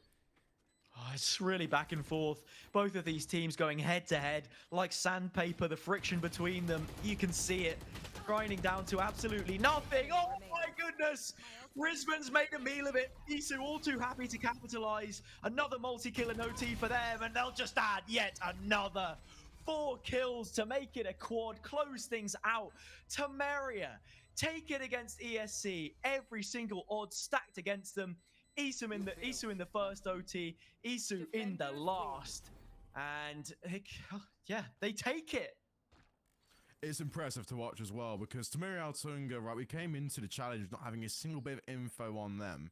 But initially from playing ESC in winners and getting 2-0, they really had a vengeance story, a redemption arc to kind of prove here. And getting this first map under the belt and in comeback fashion only cements themselves as a confidence boost. Because at this point now, ESC are rattled. They lost the first map in the challenge and they're kind of head scratching at this point. Like, do you really want to go through that, guys? We had it in the back there. It was 9-3. It's the exact same as what we were saying before as well, that a team who comes through the upper bracket, yeah, there's the idea they're the de facto winner. They should be coming in as favorites, strong favorites as that, as well as ESC had won the previous game against Tamaria. But there's a second sort of aspect to it as well, and that is that they hadn't lost a map, they hadn't lost a game. Now they've done both, and well, they haven't lost a game yet, right? But they've lost a map. They're in a difficult situation. How do you respond? Do they have the response in them? Is this going to be a big mental knock and a serious boon for Tamaria, who were down in the dumps at that point in time? We'll have to see, but this has really shaken up the dynamic of what otherwise looked to be a dominant ESC performance. I think the way ESC kind of take this series, they have to go to Pearl, because in terms of the statistics that we've seen here behind the scenes, ESC's second best map is Pearl, whereas Tamaria's 5th best map is Pearl. So off of that alone, numbers-wise, if I was a betting man, you'd put it on ESC. Now, Tamaria again came in here on their pick and took it to the wire with ESC. And especially now, we're looking into the broader prospect of it. They have to kind of shut down ASC early, especially after half, because, well, we saw a comeback story here, but the question remains, how much ice do you have in your bucket, Tamaria?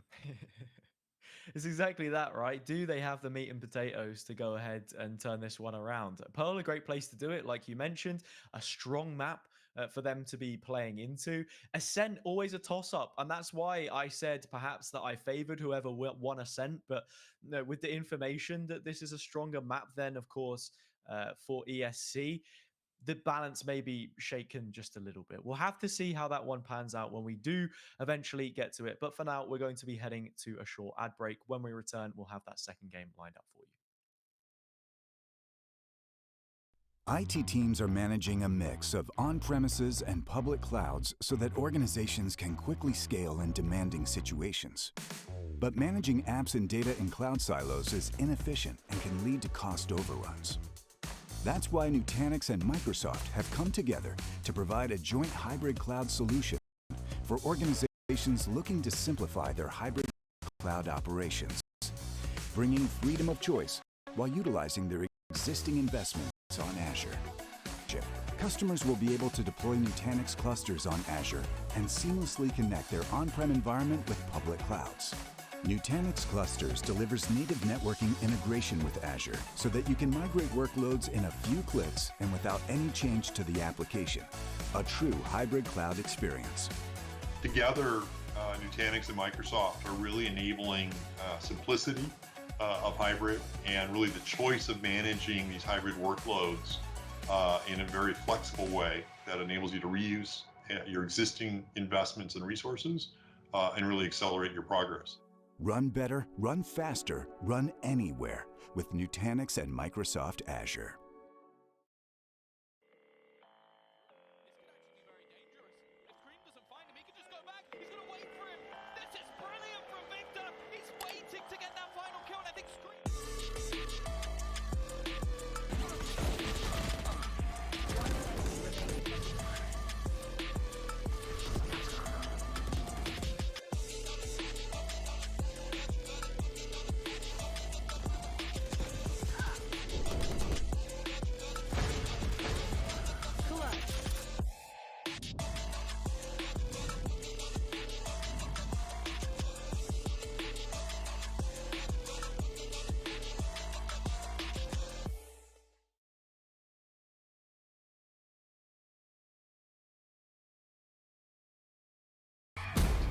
In our line of work, the tools of the trade make all the difference. You need to be able to move swiftly and with precision. Make every shot count. Every sound needs to be heard. Know where your enemies are before they find you. A team with no communication is a dead team. They need to hear you loud and clear. And durability is key. You need to know your gear will be reliable when it really matters.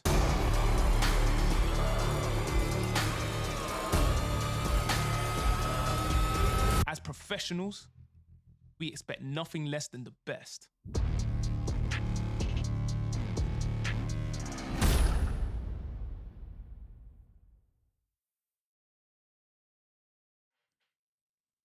Welcome back, everyone, to the challenge. My name is Connie. How's JC? To my right, your left.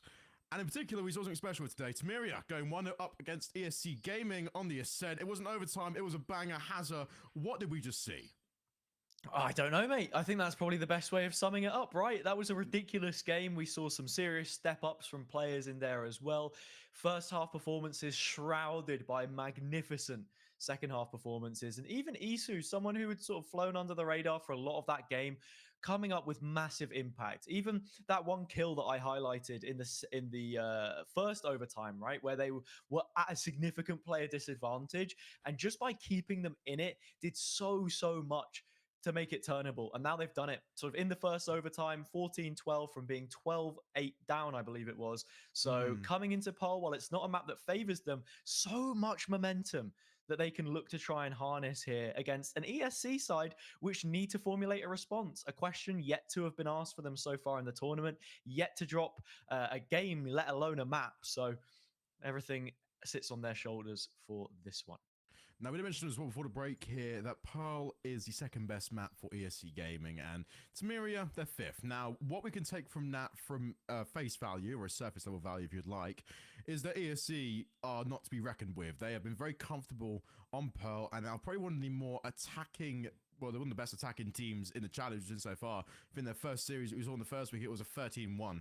So, in terms of it all, it has to be down to ESC need to respond fast. Otherwise, Tamaria can shut out and take it 2-0 here. I mean, there's always a possibility on the cards. It would be, not so outlandish because there's always a chance. And I think as well, we have to consider that the top three teams in this tournament that we've seen, both in the lower final, now coming into the final here with Tamaria and ESC, are all incredibly capable of trading blow for blow. And it's another reason why I said that you can't write off any of these outfits until the fat lady sings and we see the game come to a close, as we did in overtime. So we're just preparing now to get in towards Pearl.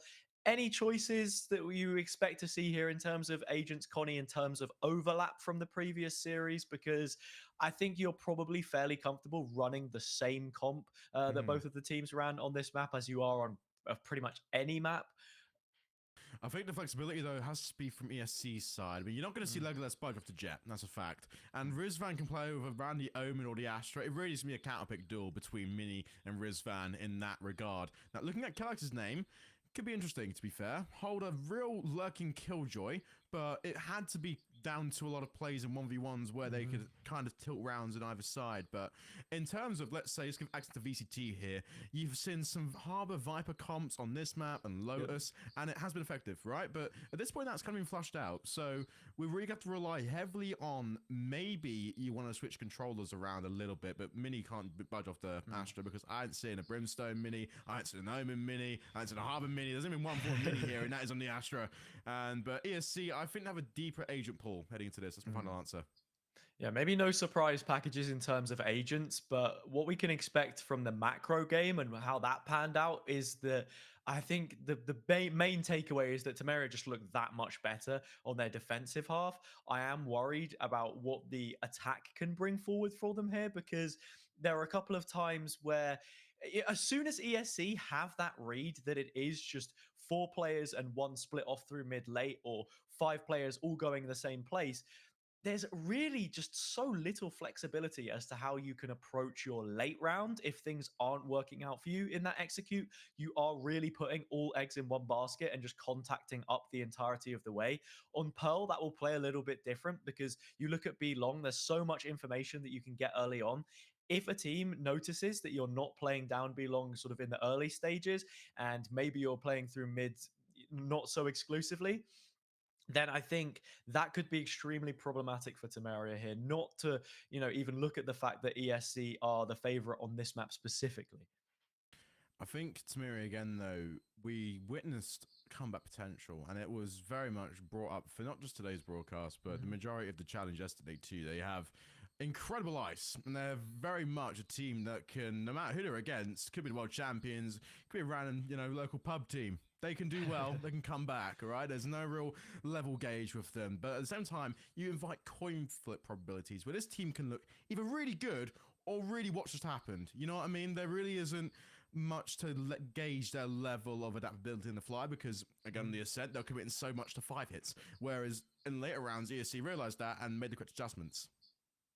Yeah, they did. It's adjustments will be the name of the game in this one too. And I think also when you draw more parallels from what we saw on Ascent and what that strategy looks like from a further back view, mid is something which you can also choose to ignore quite a bit on Pearl, but the value that you can get from a lurk is even more important. It's tenfold as to what it would be on Ascent because Ascent is a little bit more simplified, whereas on Pearl, you have that connector which sort of groups up with the alleyway and then also art. There's so many different avenues that you can look to play through, even all the way through to sewer. And then on the A retake, there's multiple channels even through Defender Spawn itself. You've got Ring Around the Rosie and Flowers and whatnot. So unfortunately for us, we've been given the ring around the rosy right now, sold a faker ruse in and of itself, because unfortunately one of the players I believe is having some technical issues. So Connie, unless you've got anything else left to say, I believe we'll be thrown to a break.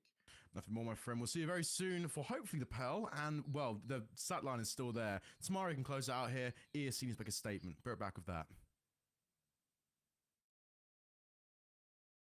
IT teams are managing a mix of on-premises and public clouds so that organizations can quickly scale in demanding situations. But managing apps and data in cloud silos is inefficient and can lead to cost overruns. That's why Nutanix and Microsoft have come together to provide a joint hybrid cloud solution for organizations looking to simplify their hybrid cloud operations, bringing freedom of choice while utilizing their existing investments on Azure. Customers will be able to deploy Nutanix clusters on Azure and seamlessly connect their on-prem environment with public clouds. Nutanix Clusters delivers native networking integration with Azure so that you can migrate workloads in a few clicks and without any change to the application. A true hybrid cloud experience. Together, Nutanix and Microsoft are really enabling simplicity of hybrid and really the choice of managing these hybrid workloads in a very flexible way that enables you to reuse your existing investments and resources and really accelerate your progress. Run better, run faster, run anywhere with Nutanix and Microsoft Azure.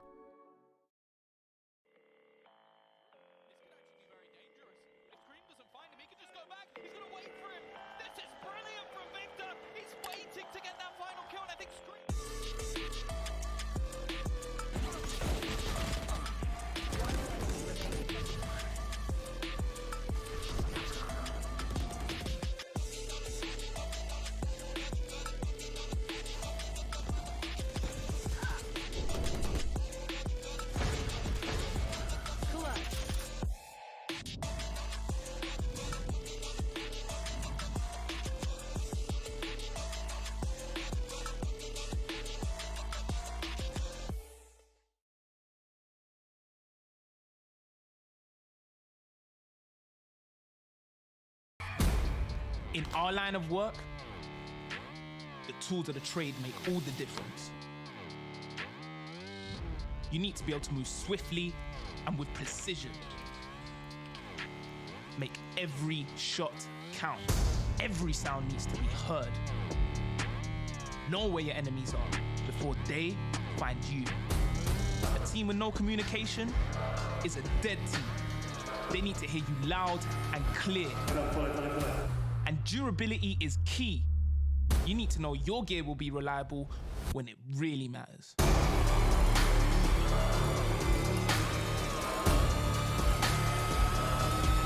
As professionals, we expect nothing less than the best.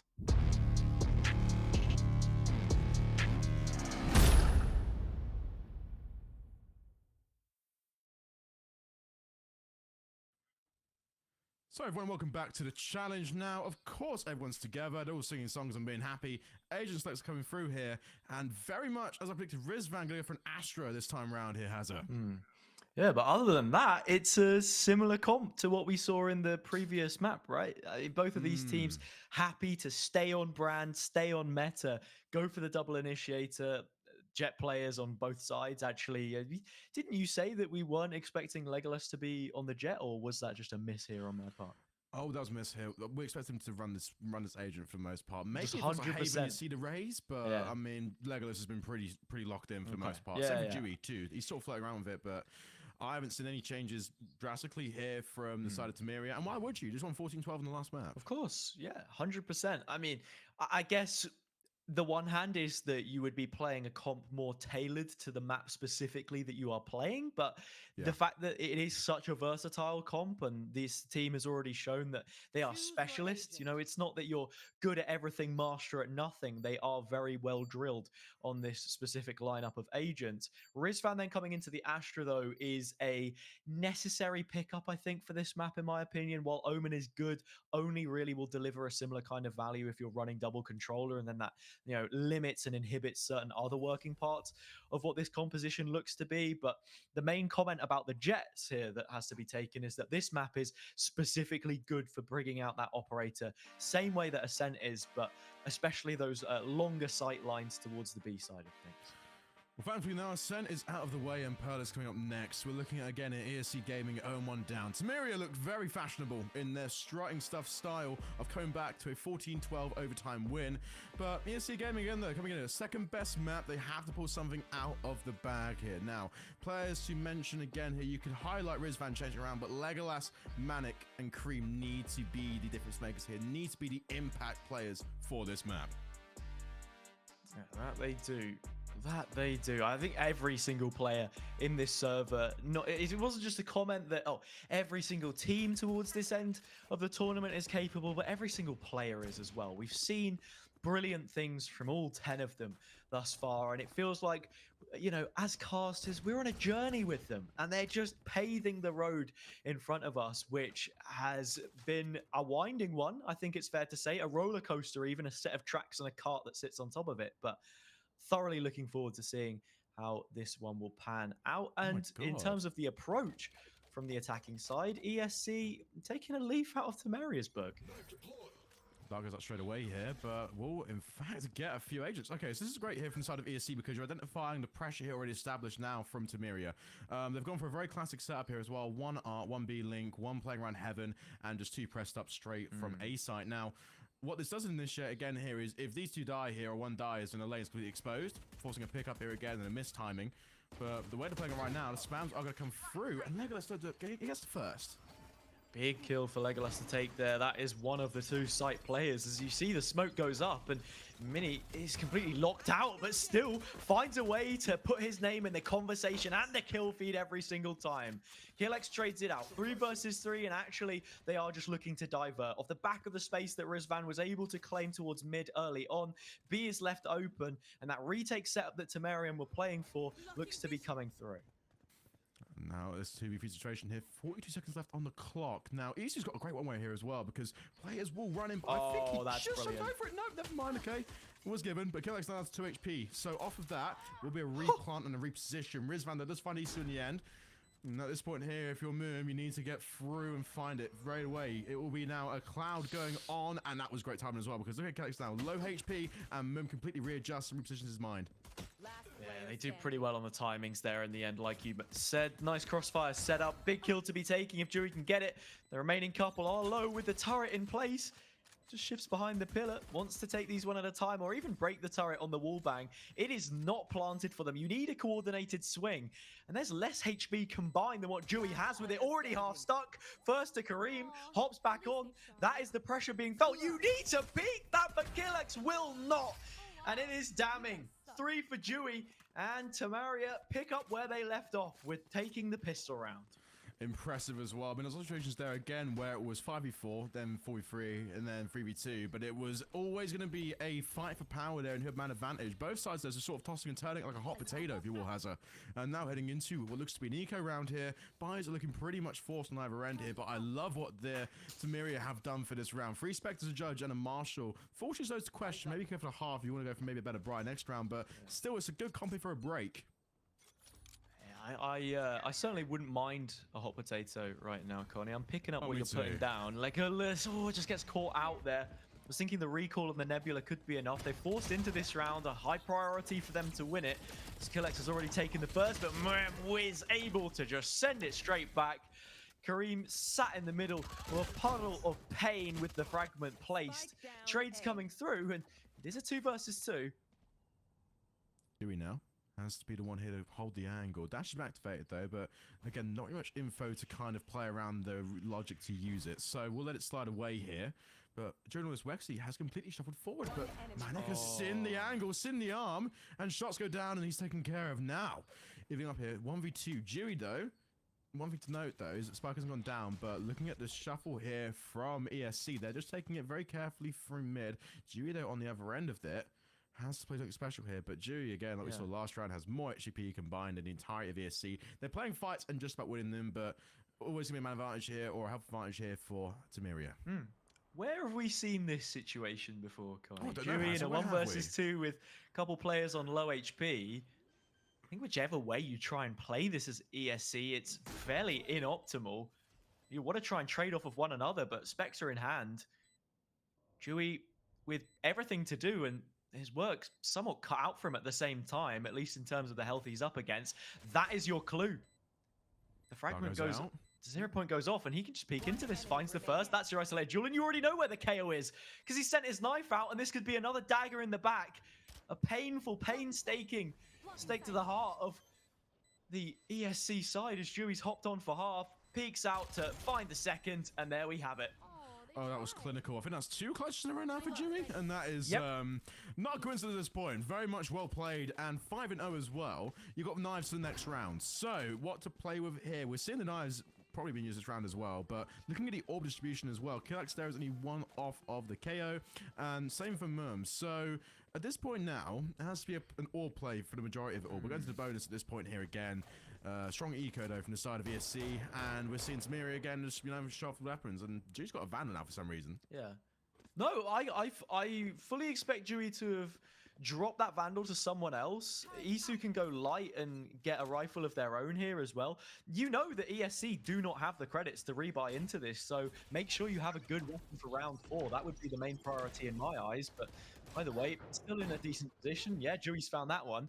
Maybe just wants to play with the Vandal and then bring the knives into the next. And that's yet another kill. Onto the head of Killax. Immediately shut down the KO player. And is hungry for a bit more. Might have bought a bit of more than he could chew from that position with the updraft. But gets bailed out by Wexy. There is a trade from Kareem, however, as they're still approaching this B. Kareem now, 50 HP and being covered in smoke. Astral Stars will go down though, but Dewey finds it.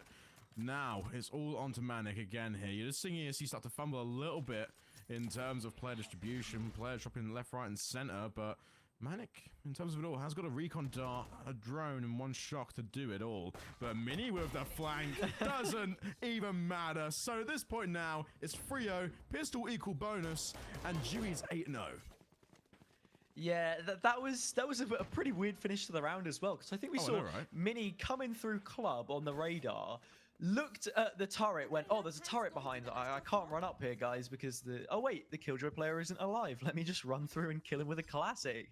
You have to be coordinated from those positions. You worry somewhat that a weapon could have been lost, but this, by all means, is a fairly healthy round into the next. Dewey will even hold on to the knives as well to build up more credits in the reserves, potentially look for an operator later on. And while the priority for Tamaria is heavily towards the A side of the map, will be B that they are going to most likely have to retake if ESC can claim it for themselves before anyone moves over. And looking at the stack right now, it's going to be counter drones either way here, but Wex will have much more reward off of it. So at this point now, you're on the side of ESC. You want to play for Hunter's Fury there, because one way will get it done for you, but Rizvan does find a clear one onto Wexy. Now, Mum again here, flash through the smoke spray just to go down, but it takes care of Killax for the most part. We'll get taken out eventually. Manic there trades out Isu, and now we're looking at a 3v3 second here. And it's going to be a retake now for the side of Tamaria if they want to get it through. Oh, Blades invested, but turns no result. Legolas wins the battle in the skies this time out. And that's a player advantage. Not too much health left on Mini here, who want to burst into the site and find a way to get his teammate to trade him. That's passive information on both players. Moon can isolate these duels, even goes into the Sheriff. But Kareem will claim. And that's the first picked up now for ESC. Yes, regardless of it all, it's still good to get on the board at this point, especially if it's going to be attack around here on Pearl.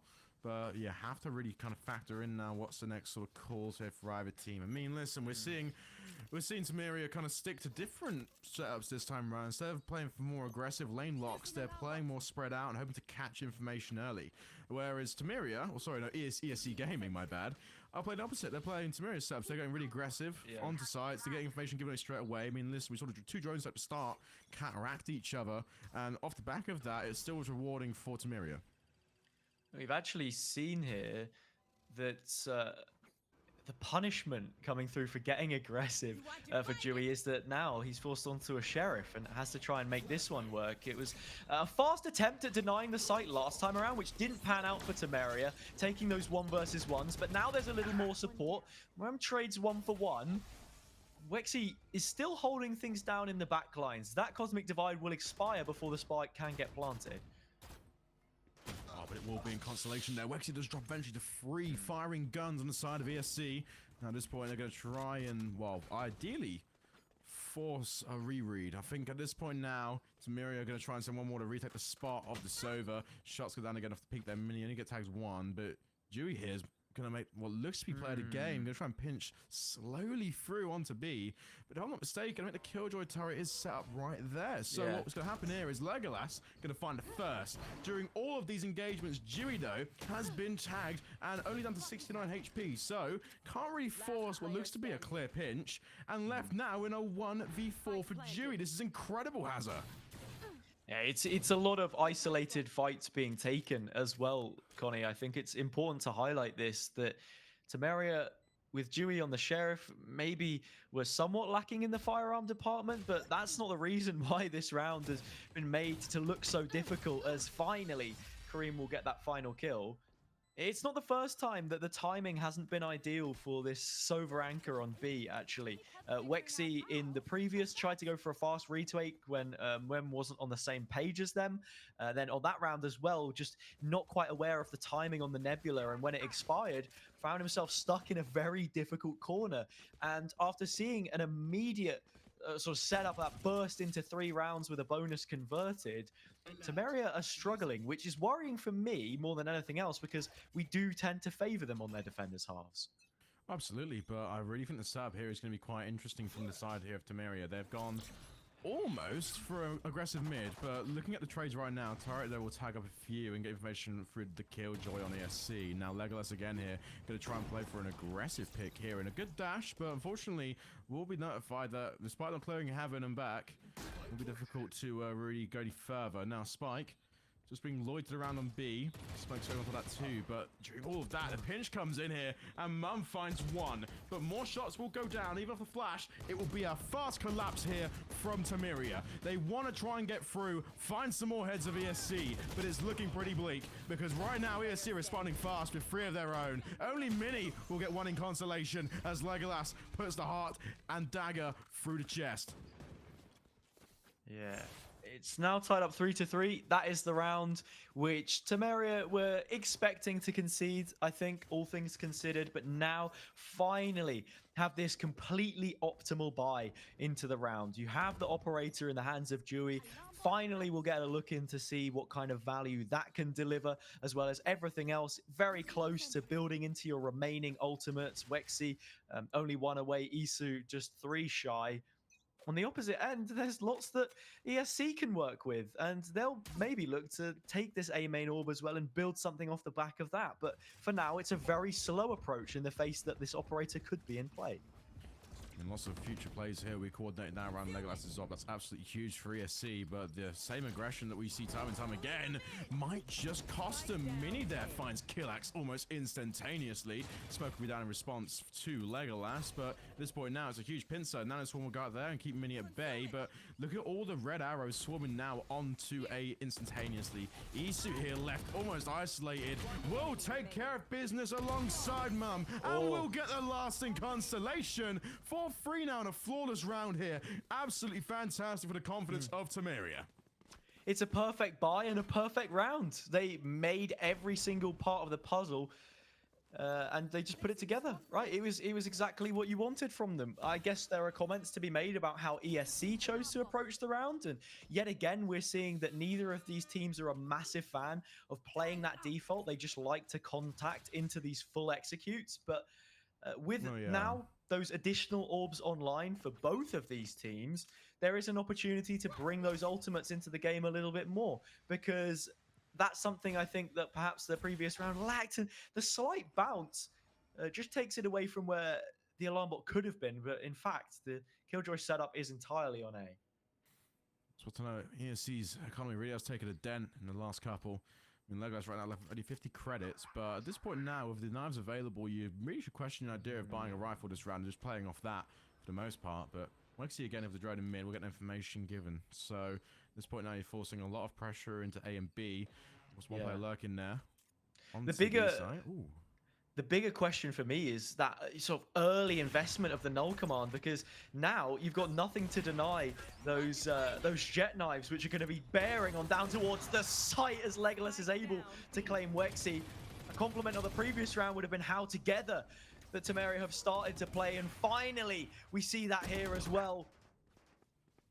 Manic though again finds a clear shorty shot onside, and now it's going to be a 2v3, well 2v3, my pardon. Manic again here though, is playing Cosmic Divide, and it's been so placed by the Astra, but look at the time they need to actually execute what looks to be a really fast pinch. Rizvan again though, just flirting around. Dewey knows something special is cooking up here, and misses the upshot. That's a goal, that's critical. Rizvan there finds it, and forcing Tamaria to run onside. Will pull one in, but Mini jumps into the face of Rizvan and kicks his head off. And has a star here for Denial as well. Can play this fully reactively on where the plant ends up being. The answer is default. The spam comes out. In fact, the face is there from Mini up top. And it will continue to extend that advantage. Give some breathing room to Tamaria, who get the follow-up response and should, in theory, be forcing ESC now onto a much weaker buy. So this is brilliant scenes from them on the defender half. I think they've done a great job right now at just mitigating the problems that we saw ESC present to them. In fact, there are credits available, but it's almost last chance saloon with how much there is actually remaining for this team in pocket. And on the flip side, Tamaria still have those ults, which they were brilliant at cycling on the previous map out. And again, looking at the initial default here, and even looking at some of the ults we're seeing right now, it was a heavy investment from the side of ESC, and it didn't really pay off, because now you've got 2 to 3 here playing around. But looking at the break here, it's definitely a favored one here. Gonna be through mid. Dark goes off, and so does the contraction here from the Astro Orb. But right now, still to play for. We've seen them really building into this Cosmic Divide too, and even making some changes into how that is used on previous rounds. As another ultimate gets played out, it's the Hunter's Fury, and unfortunately, won't be able to claim a kill for now. Still a 4 versus 4. Both lockdowns are up. There is some counterplay that can be brought into on the ESC side, and that may just hold Isu's finger lightly over the trigger. They are contacting up towards this A hit, and there's still so much utility there. Legolas again here, just shifting around, but looking at all of the preempted util onto A here, could be very comfortable now for the side of Tamaria to hold it down. Even better, because looking at the angles they're holding off here, they're not taking any risks here. They want everything shut down almost instantaneously, but when it comes to the A information given away here, there's going to be such a fast rotation for the side of Tamaria to get done. Dash goes out, clouds go out, and Legolas there finds correct positioning here to try and get something worked. 30 seconds left. Isu wants to play off the back of it. He even concedes the space from the Nebula, but it was just a recall. Moving up closer, there's good timing, is going to be so imperative on Legolas. It just doesn't clear it, instead clears out his brains, flicks to the side and finds a fantastic shot. Lockdown invested, will buy time, but look at the response that Tamaria have available for them. I wonder if we're going to see that Hunter's Fury put through. Both of these teams, so many ults that they can look to try and use. Whoever ends up winning this round will be in such a brilliant position. Oh my god, you're literally fencing off the entirety of ESC from this Cosmic Divide. Even off that as well, like you said, they've got plenty to play with here, but Cream has got such a huge pressure gap to deal with. Dewey there just swinging fast. But in time for it all, Manic he finds 2. During all of that, Manic found a clear 2, but is it a consolation? Oh, it might just been. I mean, listen, Manic there have the clutch. It's pretty impressive. Wow, that was a disaster class of a round there, Connie. I sort of highlighted how everyone's going to be putting in their ults most likely. If we see that be the case, then the real winner of that round is, the one who ends up taking it, because both teams have emptied out their pockets in terms of those ultimates, and it is ESC that are able to find the result. And you actually looked at where the lockdown was placed, it was directly where the spike was. So none of those players had to be detained, and also you could have had a shot on towards where the plant was. So I'm not too sure, but look, it doesn't really matter, does it? They've managed to find the round, and while the op is back in play for Dewey, The shots have rung off to absolutely no result, and this will just be a fast send in towards A. But of course, Mini will be there to catch one clear. I mean, it was very much a preemptive strike in terms of holding that angle for so long, but regardless of that, gets the job done. Now 5v4 situation here. Jake's still in hand though with the spike. Killax just going to swing around here and try and gather some information, but during all of that, the helmet of the KO does take care of Isu, and now Killax can capitalize. Spike will drop, and off of this, Killax finds another. Brilliant work from Killax. Even the fragment to just deny that swing around the opposite side of the box, or just lasting out a little bit longer. Crazy shot from Dewey. Now we're just looking to the Astra, KO, and Jet on both sides in this 3 versus 3. Level footing in some ways, but still stall available to them. Dewey's covered so much ground. That's your post plant gone. The gravity well expended inside the smoke. Dewey! What a ridiculous response. A reflex move as they just swing the crosshair to the head and find a 6th. That's the buy broken. And now, at the very least, a level half secured for Tamaria. Oh, take a breather now, Hazard, my friend. That was too much to gather. I think in terms of looking at, the statistical impact from the side of Tamaria here, I mean, listen, combined, Mum and Dewey have gone 28 and 11 so far. And looking at the way ESC have been, barely someone touching single digits. So looking at it now, economy has been dented. Seeing pretty much your force buy kind of eco round here, but still so many good things to say about Tamaria thus far. That there is. They've really taken this one up with open arms. I sort of refuse from saying the challenge because the joke almost writes itself, and I'm sure you've had that plenty of times here on the desk already. Got it. Is Mini shrouds himself in a smoke and is able to back up. The alarm bot's still in place, lots of control towards the A side of the map, as has been the case, but it would be an incredibly isolated duel onto Wexy if they were to challenge him, which looks like they might. Wexy again, they're flashed almost instantaneously, but look at the pressure so fast. Legolas dashing into the smoke will force Mini and Wexy to execute some clear-cut kills. 4 chopped down, and now you're just leaving it on to Rizvan, who does find one, but regardless of it all, has only 55 seconds to grab Spike and try and plant it somewhere. And looking at the swarm right now, it's going to be almost an impossible retake. Yeah, you have more chance of planting a crosshair on one of these players' heads than you would getting the spike down. I wonder if the end of that owl drone was able to spot out Rizvan. It's an answer, like many, that we will it's an answer that we'll never have access to, right? Like many things in this life. It's not guaranteed, but what is that Tamaria will be up to 7. They have the advantage on the half now to work with. They have the weaponry as well, and they've been making a good job of it. Mini, right, it seems to be absolutely everywhere. This is a common thing to say about an Astra player with the global presence that they have on those stars, but a great rotate through supporting in connector, and this is what I was speaking about in the pre-game as well, in terms of not just the value of a lurk, but how the rotations are going to work for the defender's side. So brilliant stuff from them, and Mini fancies himself to take on the world at this point, and you know what? Give it to him. The guy's nuts. But in return for that, though, I think almost instantaneously the star will be his downfall. The one thing he knows so well, he slips up and tumbles on. So at this point now, it's equal at 4 and 4. Then we'll go out to try and tag, but Isu, off of taking care of business, will get eliminated by Legolas. The flash goes out, but during the blind sprays, Manic takes care of Mum. And all that calamity and the pinstripe kill feed we just saw, it's 2v3. ESC have control of numbers and Spike. The cosmic divide is placed so well here as well. Tamaria need to have the awareness that this is a full setup for post, though.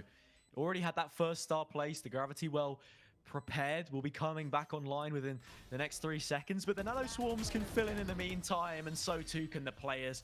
A nice coordinated swing ensures that at the very least they'll be bringing 5, which is a baseline you want to be hitting on Pearl. Can we see ESC flip this one around as Tamarium did? The stakes not the same. The map their pick, of course, as well, but the pistol round an integral part of flipping that balance, because as it stands, Tamaria are in the lead and they are making that dash towards the finish line. 7-5 though is an interesting one. I think Pearl is more common for 8-4s, or maybe both 6-6. 7-5 though is kind of the middle ground where I can't really analyze specifically, how much momentum they can grab onto. But this pistol round definitely would be one of the more important ones to highlight. Again, here we're seeing majorly some util buys and ghosts. So one thing I have to really note as well, Manic here, as you see in the POV, can run the long-range dart, but Wexy will look to counter that again here with some info straight away. But again, Killjoy lurking. And look at this already. ESC prioritizing A main control, not something we saw very often from Tamaria, but with that information in their back pocket and that first ping coming out onto Wexy, I should say from the very last scan of the Recon Bolt, they should have all the information. And look at this rotate coming through. Oh, so happy to fully concede mid and rotate over to where Kareem is posted with this Sheriff because of the existing premonitions they have about this side. And it might not even matter because it's all about Kareem's aim. 2 for the Sheriff already, looking for a bit more, but not if Isu's got something to say about it. And from that, what looked to be complete cream control, it was now switched around now, because now we're seeing what looks to be Tamaria have an advantage, but in those 3 knives that you're seeing there, the players getting detained, Wexy still finds it. So now you're looking again here, all the trust onto Killax, but Wexy again responds with 3 that round, and only adding more as it extends it to 8-5. And looking at the economy again here, a forced eco on the side here of ESC.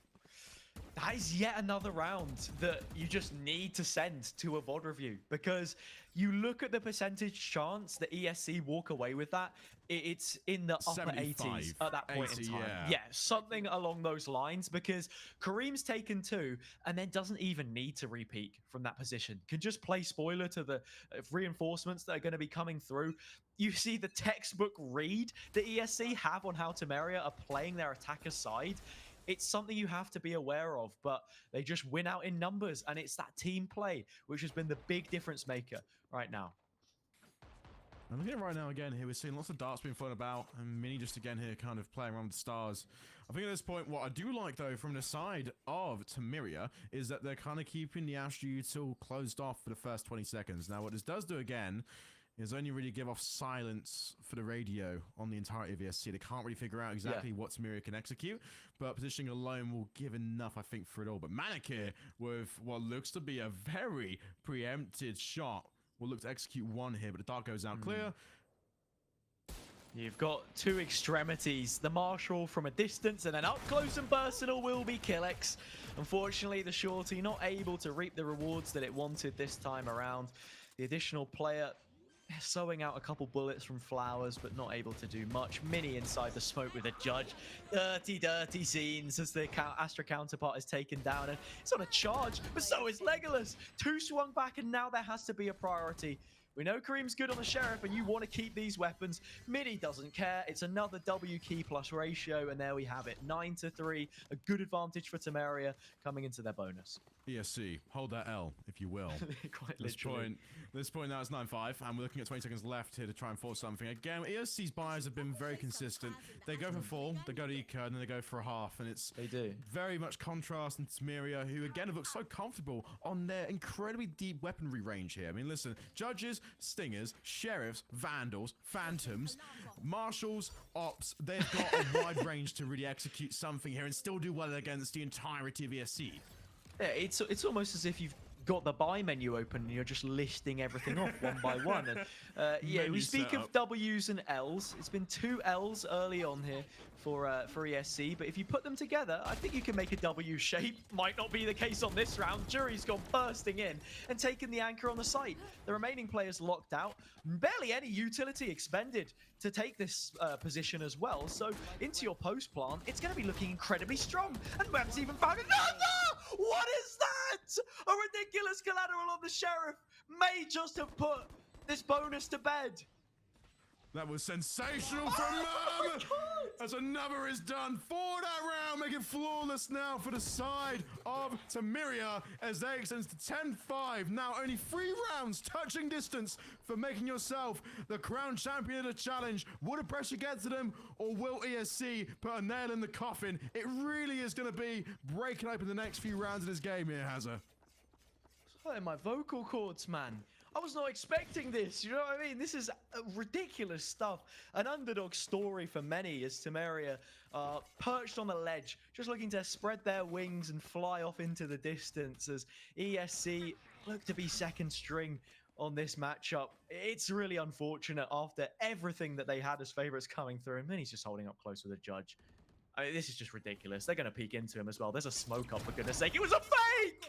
And Minnie finds it. Happy to back away or even invite this Sheriff duel, but makes the smarter of the 2 decisions. And there we have it. 5 versus 3. every gun that you could possibly want for Tamaria, and they will play to every advantage here. Very disciplined there from Mini, but almost another kind of vibe review moment for ESC there. At that point as well, they had to rely solely on the last player there to find a Sheriff trade, but Mini's just too smart for that again. Here is Cream, finds one with the Marshall, clear headshot on, but Wexy trades again. So now we're at 4v2 here, and as Mum's plant in 53 seconds will be left on the clock here. But even after that, Manic has found some good positioning here. We'll get some shots down, but nothing really connects. As he drops again here, Killax needs to do so much here with just a Sheriff and a dart. I don't think it really matters what utility you have. Give him a Lambo to take a peek with, and the guy is still not winning this round. Here is Mini again. The guy is just too good. Very, very cheeky on the judge. I've got to give mutual respect to someone who enjoys judge gameplay. Finally, we've hit that envelope as a timeout will be coming through from ESC, but I'm starting to wonder if it's too little too late. We're into a gun round, and yeah, there is an opportunity for them to build something back here, but it is a very steep slope that they currently find themselves at the bottom of, and I'm just loving the way that Tamaria are playing as well. I just definitely think Tamaria finds so much more comfort with an aggressive Astra. It really matches the pacing as well of the Jet. So Dewey and Mini are almost in tandem on the map. Could be on opposite ends of it all, but you're kind of netting up the rest of the players at the same pace and the same calls to have a really good system of executing some great frags. But to note as well, there are external factors affecting both teams. We did notice as well both tech pauses on either side here and the internet going down for one of the players on ESC. So mentally, they could be checked out before they even check in for the next few. Even look at this one as well, and what we've seen in terms of the attacker-sided game plan from Tamaria. They've really improved and stepped themselves up in terms of what we saw on Ascent in comparison. They're playing those defaults a little bit more when they're not just going for a hard execute, making sure that they're doing the base level of scouting for information before pressing the go button and sending it to the green light, because we've seen the capitalization they've been able to get off of Mini's positioning as well. Like you said, they're playing two different extremities, giving themselves opportunities.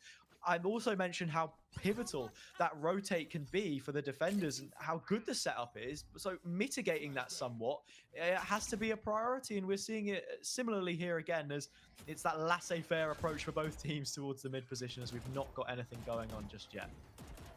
Just when it comes to these teams right now, you kind of want to go for an authoritarian approach or maybe a democratic one. Either way, it doesn't really affect the 11-5 scoreline we're seeing here on the screen. Mini, though, again, is kind of just dictating the pacing here again. The calls seem to be coming majorly from the Astra Peaks and Jet Peaks. So this is a smart move here from Altunga. They have to play around mid calls and clears before they can even look to a B. But looking at right now, it's going to be a huge shift. They're going for it. They're going for a mid-clear here in the mid-round. This is brilliant from ESC to just close that distance, get themselves an advantage to work with. And Legolas is just giving absolutely everything to his team right now. Kareem and Rizman finally get in on the act. But ESC are feasting in mid, and that is a brilliant call for them to go for. When it looked like Tamarium, hadn't decided on where that execute was going to finish up. They tried both sides of the map and hadn't made their decision. Tamarium makes it, they get it made for them, and it's going to be a round loss. Dewey again here, though, can't afford much more here. 1 HP and a dream will definitely be on the cards here, but look at Rizvan's positioning. Doesn't really say less or hold off the angle any better, but finds a kill nonetheless. 11-6 now, a round back in favor here of ESC Gaming, and much needed as well, Hazza. Yeah, first of the half, we need to note here too, Connie. It had been rampant stuff from Tamaria, and a great use of the timeout also has to be commended. Only issue is they're on the back foot in terms of ults. There's a lot that Tamaria have at their disposal, and the question will be, what does the spacing look like? Or is there no spacing? Will it be everyone pressing the ult button synchronized and just heading towards A? Because that looks like what we might get early on. Seems as if the defenders are going to fight tooth and nail for this main control, though. You see again, they're just trying to capture Utah off guard here. I think right now they're starting to throw their own at this point. But it really does come down to the first piece of information here, how much we want to play, because those Astro Clouds will be dropped. And initially, what we wanted to see here, I think ESC were planning for was if you guys captured there in the grabs. But the way it was looking right now is that ESC are obviously going to react to that, and it's going to be what looks to be mid-control, maybe a pinch here. But one good thing Mini's doing is wrapping back early, because again, you're playing for what looks to be a round laissez-faire kind of push, and you'll find a first there in tandem. Nicely done from Mini, but doesn't know about the position of Legolas. Needs to tuck away quickly before the turret takes first contact. Which one will it be? I think Legolas is going to win out on the flank and should be doing, but peaks so late, and Mini manages to escape with his life. Cosmic Divide coming through, lockdown as well to get themselves control of the site. And if you are ESC right now, you fully have to respect that. And again, very similar positioning here for Cosmic Divide and the Killjoy ult, because Isu can run up onto Connector and take care of business. Now, it will be down to 3 players aside. Now, we're looking at Rizman here again, getting too clear! And that's what you want to see responded. Manic, their own, needs to trade out. ESC really are getting back into this game. Oh, it was such a cagey one though, wasn't it, Connie? It got very, very close, if not for Rizvan in that position, because Tamaria, those are both of your agents that you're playing your afterplant with too. So if you can get them into a safe position to be contending the spike, then there's a fantastic opportunity to draw it to a close and secure yourself a map point. But still, plenty of credits left in the coffers, and Tamaria are going to be coughing up as many as they require to get that done here. Another mid-aggression that we saw come through from Legolas, which is great. It's just building some space for the team, using both of those initiators to sort of breathe that room as well. Unfortunately, for Killax, they do end up falling, but a change in strategy, a change in approach for ESC too. I think as we have to respect a lot of things here, especially with positioning here. I mean, listen, there hasn't been much change here, but we're seeing Tamaria now revert back to an old age strategy from the previous rounds, committing heavy towards B. Bear in mind, they haven't really set up ESC for anything more, but I think you just need one ultimate killjoy in the form of an ESC player, and Legolas sprang through with the Hunter's Fury and the Op. It just invites even more now. 5v4. Because they have this defender spawn control through Dewey, at least for the time being, it can mean that there won't be a spam for the plant, but I think all of that's gone out the window as Kareem is on spot, finds 2 kills, Mum 1v5, doesn't even have the angle held, and there we go. Killjoy player from A gets their flowers, and now we are seeing a scoreline of 11-8. Just knocking on the door of 11-9, I think, as well, perhaps.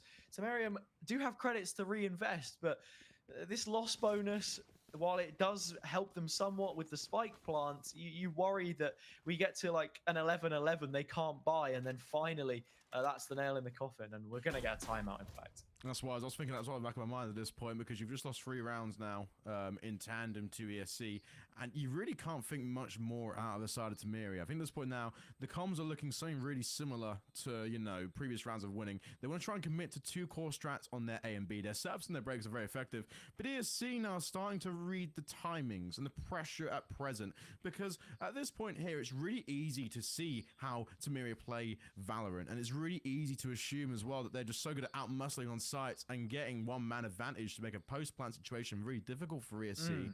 But now at this point, ESC is starting to calm down a bit more. They're starting to read between the lines here exactly how Tamaria like to punish the side of ESC, especially when they have players that are trying to lurk on counter-attacks. Just doesn't seem to favor them. It's about picking the timings as well. You made some really great points there in terms of how, you know, you're supposed to be playing these retakes. And I think that has to be the main thing, because we're seeing Tamaria quite happily muscle their way through the door, like you mentioned, and get it into a post plant.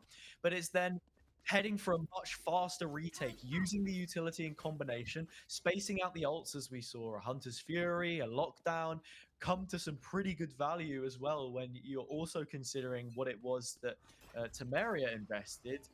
But rinse and repeat. Not found a way to break through it just yet, and may not in the future. Nice use of the Owl Drone to force Legolas off of the angle. I'm not sure if they want to commit to this or not, though. Be difficult to decide either way here. I think that it has to be ultimately decided by the first trade, which Killax gets. Even after the cloud drops, it's still beneficial enough for ESC. Flash got 2 behind, and at this point now, if you're on the side of Tamaria, you're panicking, thinking they pushed through, but you know what, at this point now, the collapses only get more dire here. Legolas giving up the angle. Going to try and coordinate a good play here, but at this point now, Arc can be heavily contested, depending on the picks. But look at the swap here as well, Hazza. Yeah, I really like this as well, Connie, because that is your low HP player on the operator. Only needs a small window to be able to get that shot, which will connect for a kill. And this is a really nice micro adjustment that we've seen. Put a Vandal in the hands of Legolas, let that man off the rip and do what it is exactly that he needs to do to shut things down. Still some presence on A here from Tamaria, but they've gone quiet. And the spike is moving towards B. I'm wondering if we're going to have a read come out from ESC or if they just stand their ground.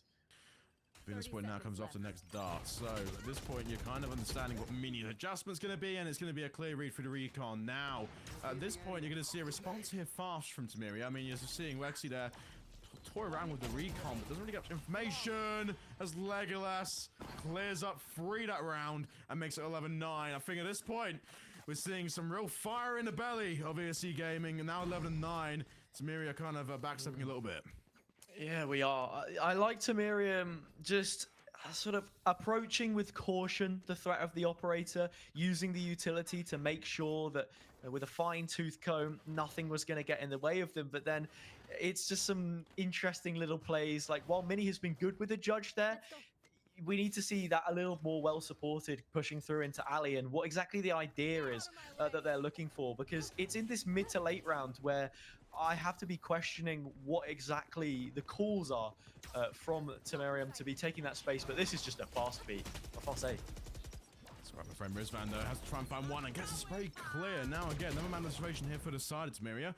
Trader comes in, and Mini and Mum find what they're looking for. Now 43, but both the Astra and the KO are solo, and Cream is taking advantage of that. Now looking at a 1v2 situation here. Wexy needs to swing fast, finds one, the second's only on the stairs. Dash comes in, and look at the arrows, look at the knives. Legolas gets it. That's 11-10 now, Hazza.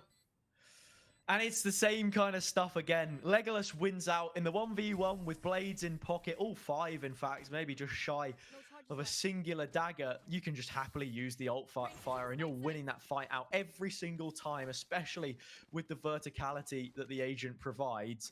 But the bigger picture for me is into the retake.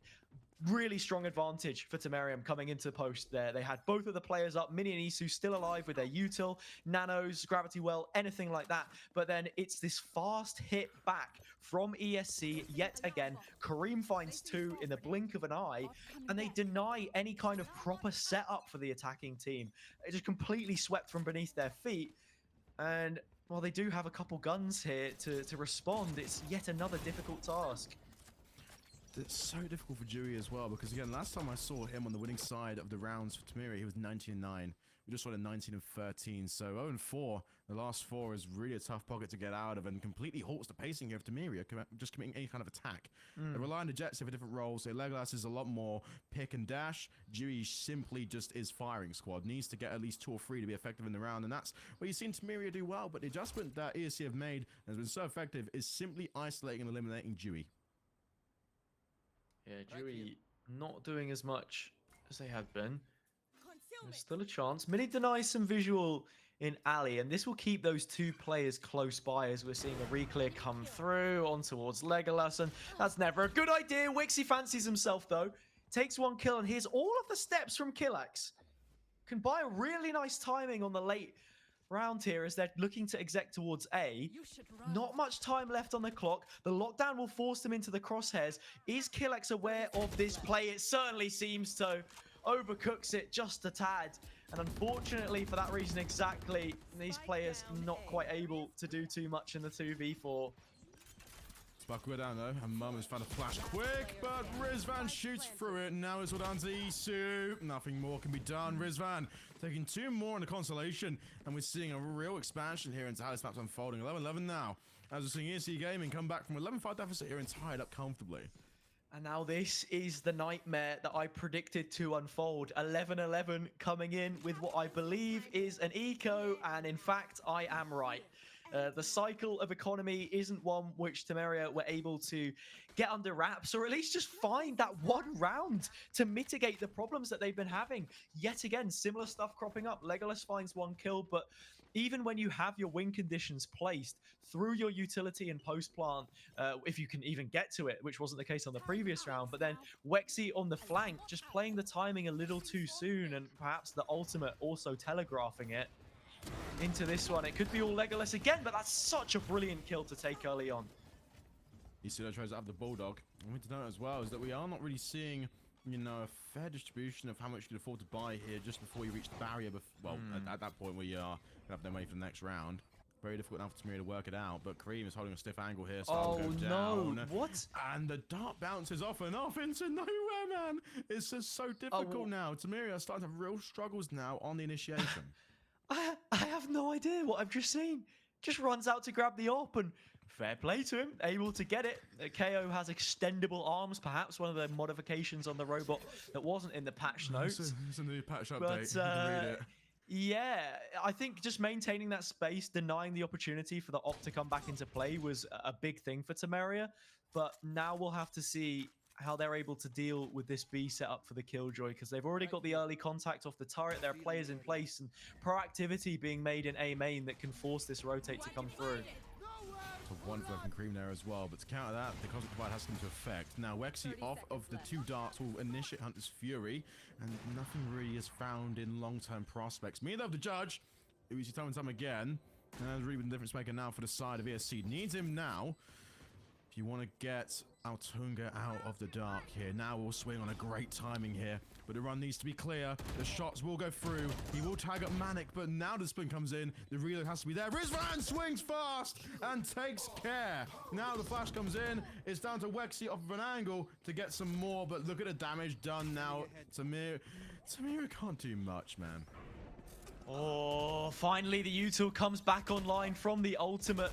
Difficult position to be playing from. There's an op that can poke and prod, but the angle is so reserved. All Rizvan has to do is buy the time and space. But Moon cuts it away. Another stick through to the half. Needs to find the shot, but it's just over the shoulder. Moon can connect the Sheriff all they like, but that's going to be map point for ESC. You are kicking yourself if you're Tamaria right now. Off the last play there in the 1v2, Mum had so much to do, but at that time, though, I can't fault it. It's such a difficult situation in the 1v1, relied solely off the wall bang, and it was only a fraction off, a fraction too late. Now we're seeing for the first time here, ESC take the lead. They're now in front and coming into this last round. At the very least, there's a buy for Tamaria. They had that owed to them from the fact that they made so much work on the previous eco, but the pressure is building. Another game with at least 24 rounds played, but an injection of pace from them this time around. The priority instead will be art. Legolas takes the kill onto Dewey. Not the first time he's fallen in a similar scenario, and this is worrying signs for Tamarium's hopes in not just losing at 13-11, and I think they might be. It's going to be a very much done and dusted deal here. ESC tied up 1-1, making it a 13-11 map there in the end. And my goodness, Hazard, let's just talk simply about what happened there. We saw no recovery and no initiation from the side of Tamaria after that timeout. It's painful stuff. It's really painful stuff for the Tamaria camp. You had an 11-5 lead. And ever since lock-in finished, I've had people in my rank games go, oh, well, if Fnatic can win from 11-3, then so can I. And it's been winding me up. But we've finally seen it happen in a sort of organized team play here as well. From a similar scoreline, and so much credit needs to be given to ESC. Yes, they were favorites on this map. It was one which we somewhat favored them to be winning, but with the precursor of a ascent, the fact that they had drawn blood finally and shown that it wasn't David versus Goliath, now makes me completely question what Fracture is going to view as a decider for this series. Well, the side, of course, will be shortly after this ad break. Coming up, will be Fracture, and it will be 1-1 currently speaking. Now, ESC came back from a real deficit there to win the map 2. We'll see you very soon for the map 3. IT teams are managing a mix of on-premises and public clouds so that organizations can quickly scale in demanding situations. But managing apps and data in cloud silos is inefficient and can lead to cost overruns. That's why Nutanix and Microsoft have come together to provide a joint hybrid cloud solution for organizations looking to simplify their hybrid cloud operations, bringing freedom of choice while utilizing their existing investments on Azure. Customers will be able to deploy Nutanix clusters on Azure and seamlessly connect their on-prem environment with public clouds. Nutanix Clusters delivers native networking integration with Azure so that you can migrate workloads in a few clicks and without any change to the application. A true hybrid cloud experience. Together, Nutanix and Microsoft are really enabling simplicity of hybrid and really the choice of managing these hybrid workloads in a very flexible way that enables you to reuse your existing investments and resources and really accelerate your progress. Run better, run faster, run anywhere with Nutanix and Microsoft Azure.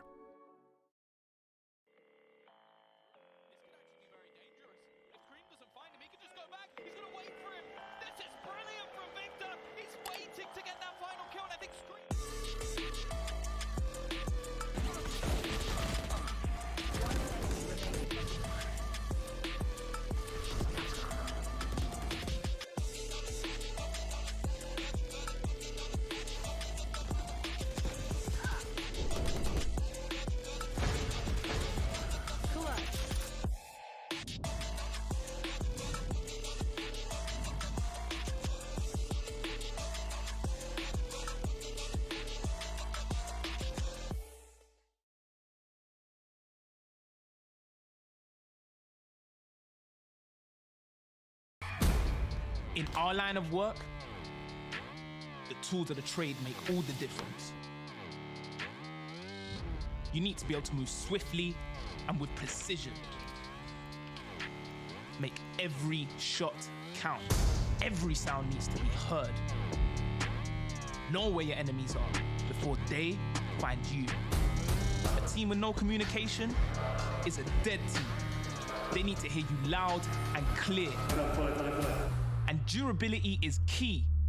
You need to know your gear will be reliable when it really matters.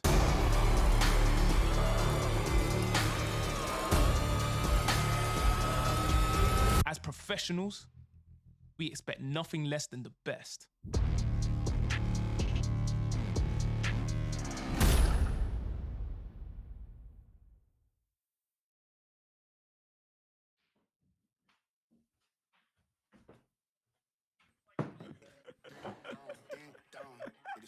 We good?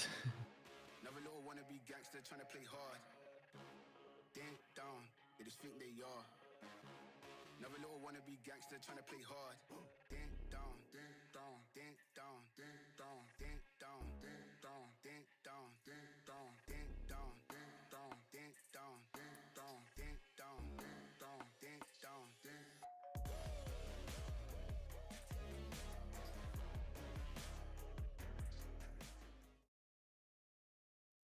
All right, everyone, sorry about that. Welcome back to the challenge. Now, listen, we've just witnessed something special there, Hazza. I mean, you walked in on sheer greatness. 2 maps now going either way, and it's going to be a fracture. So what really more can you tell me about what we've seen so far and what we could expect, maybe? I mean, it's a picture that almost paints itself. I don't know who invented the self-painting picture, but it's very, very cool.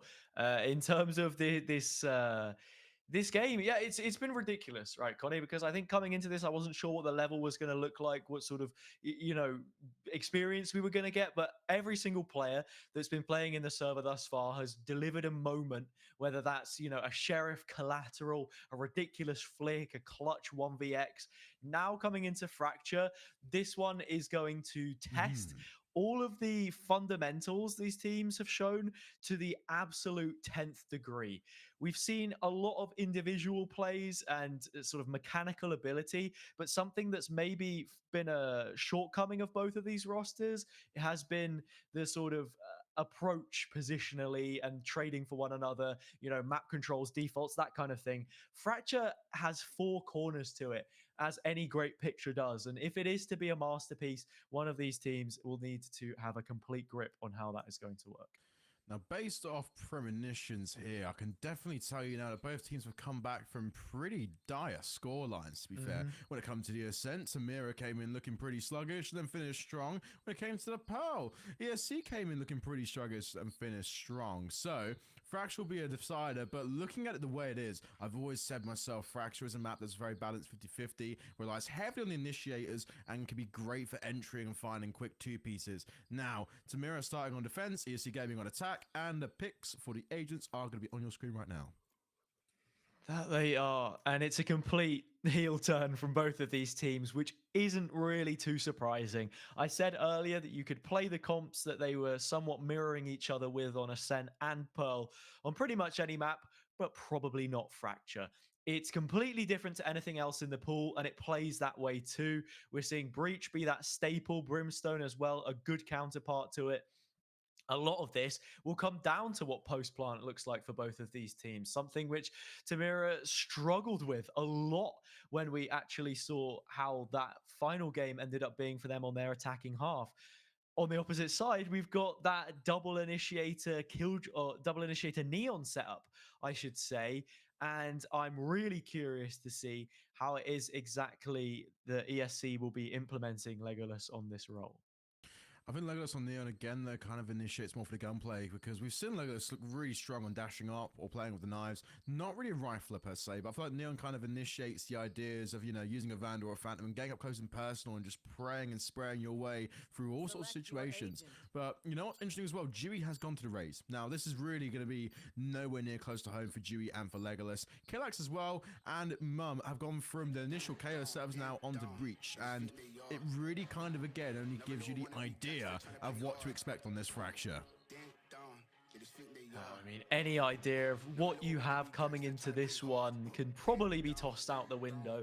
The only constant will be is it's going to be an absolute banger. We've gotten to that third and final map. Every single map that we've seen so far has delivered with a minimum of 24 rounds, discounting the initial overtime that we saw. So if my math serves me correctly, we have seen 50 rounds between these two teams already across 2 maps. So whether we'll get another 50 here, I doubt. But 25, a baseline, meet you in the middle, I would be happy.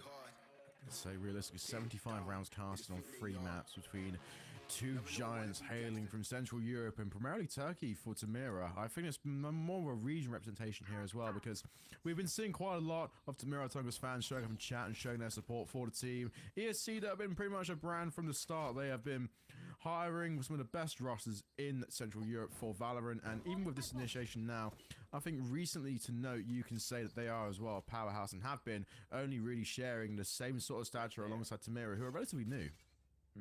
It's a rematch which I think we all deserved after the previous result.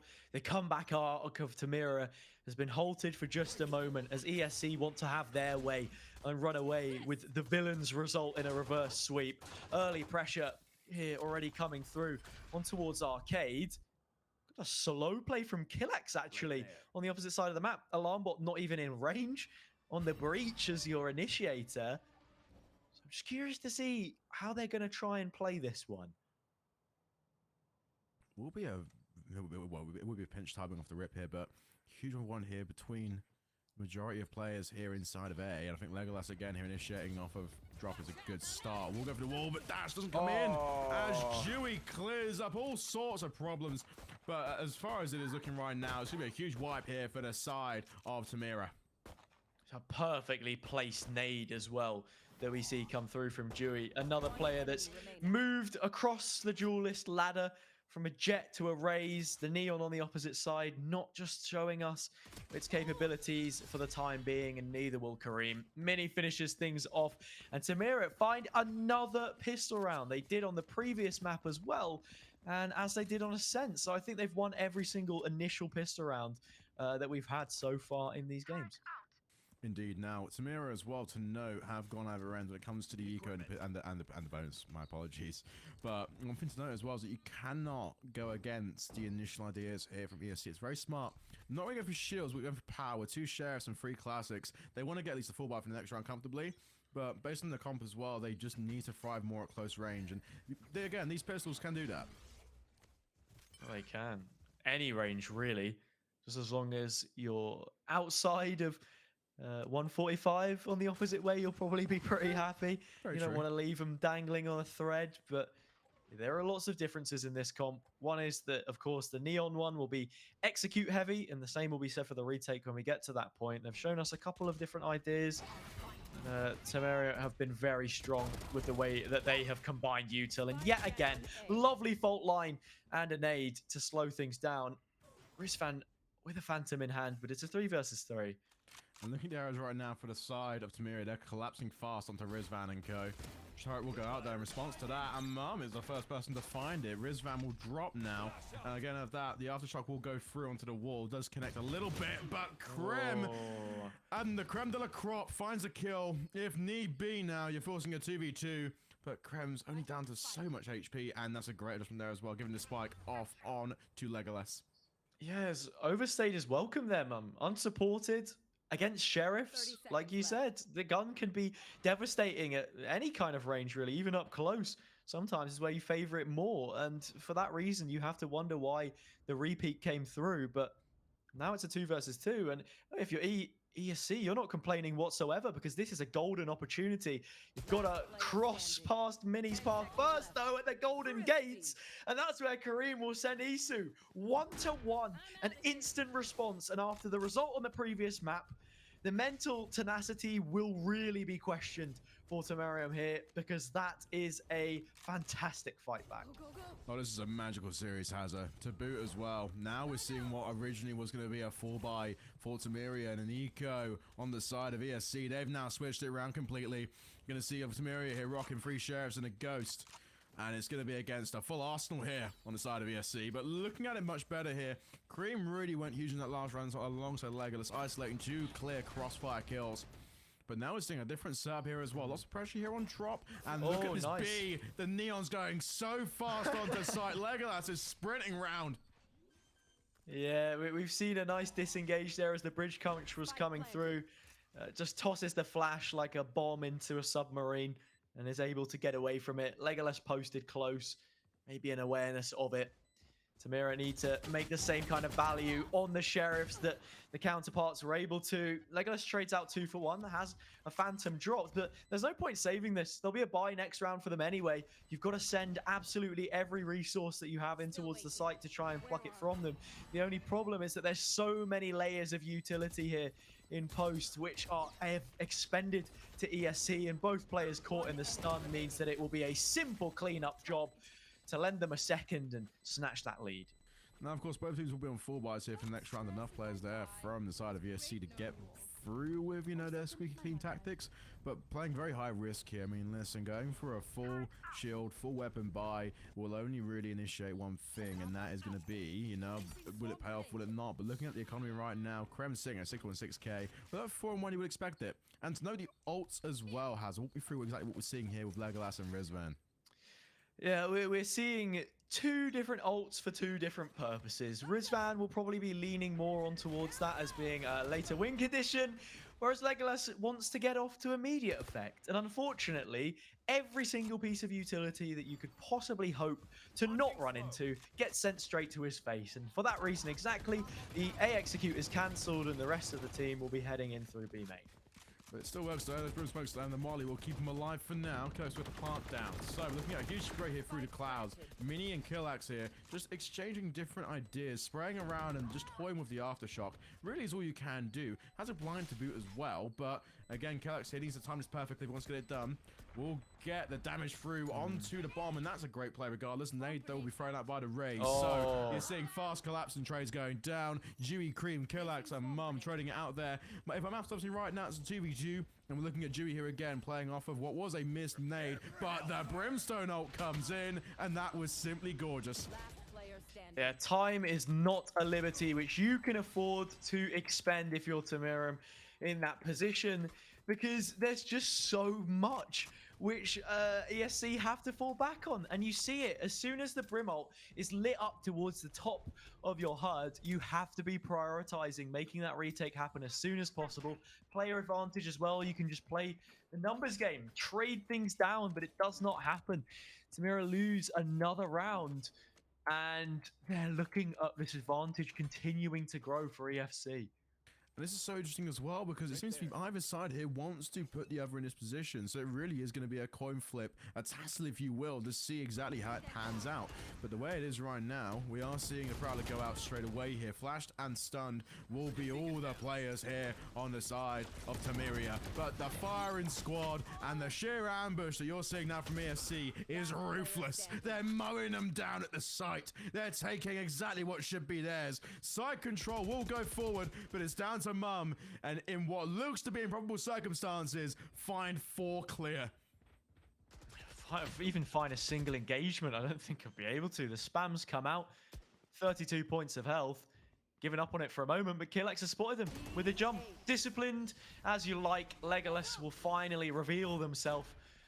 Cloak and Dagger comes out, and there we have it. ESC up 4-1. Now we're into the buy round, and this is exactly where we need Tamaria to be stepping their game up and finding a response. Because if you look at the grand scheme of how things have actually been running between the two teams, I think this is, with the exception of the pistol round, something like 12 rounds in a row across the last two maps picked up by ESC. What Tamaria need to be doing here is making the most of these util triad that they have.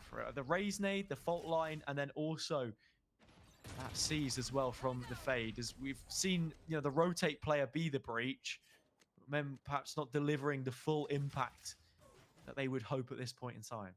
I mean, calculating odds there as well. They were probably going to dive very heavily onto the A-Link, but going to B is definitely a good switch around. But again, the audio cues need to be careful here. It has to be silent almost, because the way Mini's playing right now is time smokes. As soon as an audio goes off, they're dropping down straight away. But again, you can definitely see pressure around from either side of B here. You have Waxy playing on a lurk, but looking at the positioning and the placement, will find it first onto Manic. Now as Prowler goes out, the attacking Killjoy will be in question. Let's see how many it retains. What would you look at that right there? One will drop into a submissive state. Now Legolas swings fast, rockets fly by his face, but he fakes and takes care of two, make it a third, and simply brilliance from Legolas. It's a fantastic set play as well that we see here from ESC. You can tell it's the lockdown, then into the Rolling Thunder to give so much expansive control towards Spawn. Flashpoint out, and so too is the player. Dewey dropped 5-1. The key round is picked up for ESC as they continue on this rampage.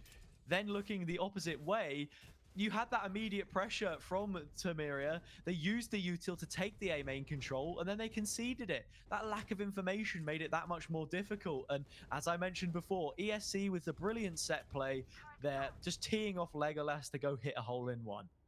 I think we're seeing a lot more now from the side of Tamaria is basing the plays off of what they have right now. They have a Rolling Thunder and they have a lockdown to play with here. 5 shots and Light Shield isn't the ideal, but Dewey again here playing off of the bounces will get forward fast. Again here, Manic with a quick flash, but the smokes there do cancel out all sorts of pressure here. That Tamaria might throw from heaven, from drop, and from CT. Now, looking at the Sands push here, it'll be a fast collapse onto the site and very bunker-like from the side of ESC, but Dewey there gets a clear one.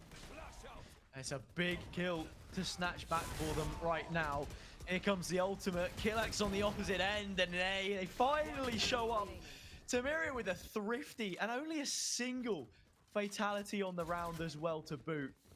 Brilliant, brilliant scenes from them, and just collapsing with that pressure, crunching through main, and having that kind of positioning is so big against this composition, because you look at how some of the previous rounds have been won out on B, for example, when you've got a heavy setup in main, or arcade tower, something along those lines, a real crutch from which ESC are able to perch themselves up on. You take that away from them, and suddenly the one-legged pirate is not looking so strong in his feet anymore. And just like that, we go into another buy round. Finally, some momentum back for Tamaria. Through that, it's a very risky play here, but the satchel comes off, and we're going to be seeing enough pressure here to make it work on the side of Tamaria. Now numbers are going to be cancelled out here at 3 and 3 with Manic there, whopping up 2. And the flash will be toyed around with here inside the tower. Will go out, but the timing is going to be very statted here as Mum peaks fast. Plant will be in order. The spike drops onto it, but Rizvan doesn't time it in time. And Mum takes care of business. And what looks to be a a really hard play to make in general. Well done. 3-5 now. Yeah, 3-5 is all we're going to say. Little tongue twister. Mama's made you sweat on Mother's Day. I mean, it's named after them for a reason, and I think it would be poetic if we saw them pick up a result here in the challenge. But a very different round, by all things considered there, and it just won out almost in an instant. It seems as if finally the read has come through on the defensive half for Tamaria. With Fracture playing so differently, we can't even read into the same tendencies that both of these teams showed us previous. And, well, one of them was the duelists. Dewey still picking up the operator and still finding kills. If we detected a lot more around though, because Dewey, in all of that, finds it clear onto ramp, but doesn't get the my return goodness. fire. Manic there with the timing and the spot. Finds the kill, but now the Rim's supposed to be forced down straight away here. Manic alongside Cream when he's forced onto site. Wegs there trying to dodge the flash, but the crossfires don't come in just in time. 1v1 here between Mum and, well, what looked to be Mum. Was now forced clear sight onto A, as Killax now rotates around fastest back onto B. This could be a great timing. Definitely in favor here of a good chance of winning this round here if you're Killax, but a lot to ask for in terms of the amount of pressure applied here in Division 1v3. It's actually just going to bypass the B plant and see if he can isolate a kill first. Won't be able to do it. Mini is a tough cookie and will be able to carry on despite what has happened. The stun is brilliant. Killax walks out into the open with a fault line of their own. It never leaves the canister.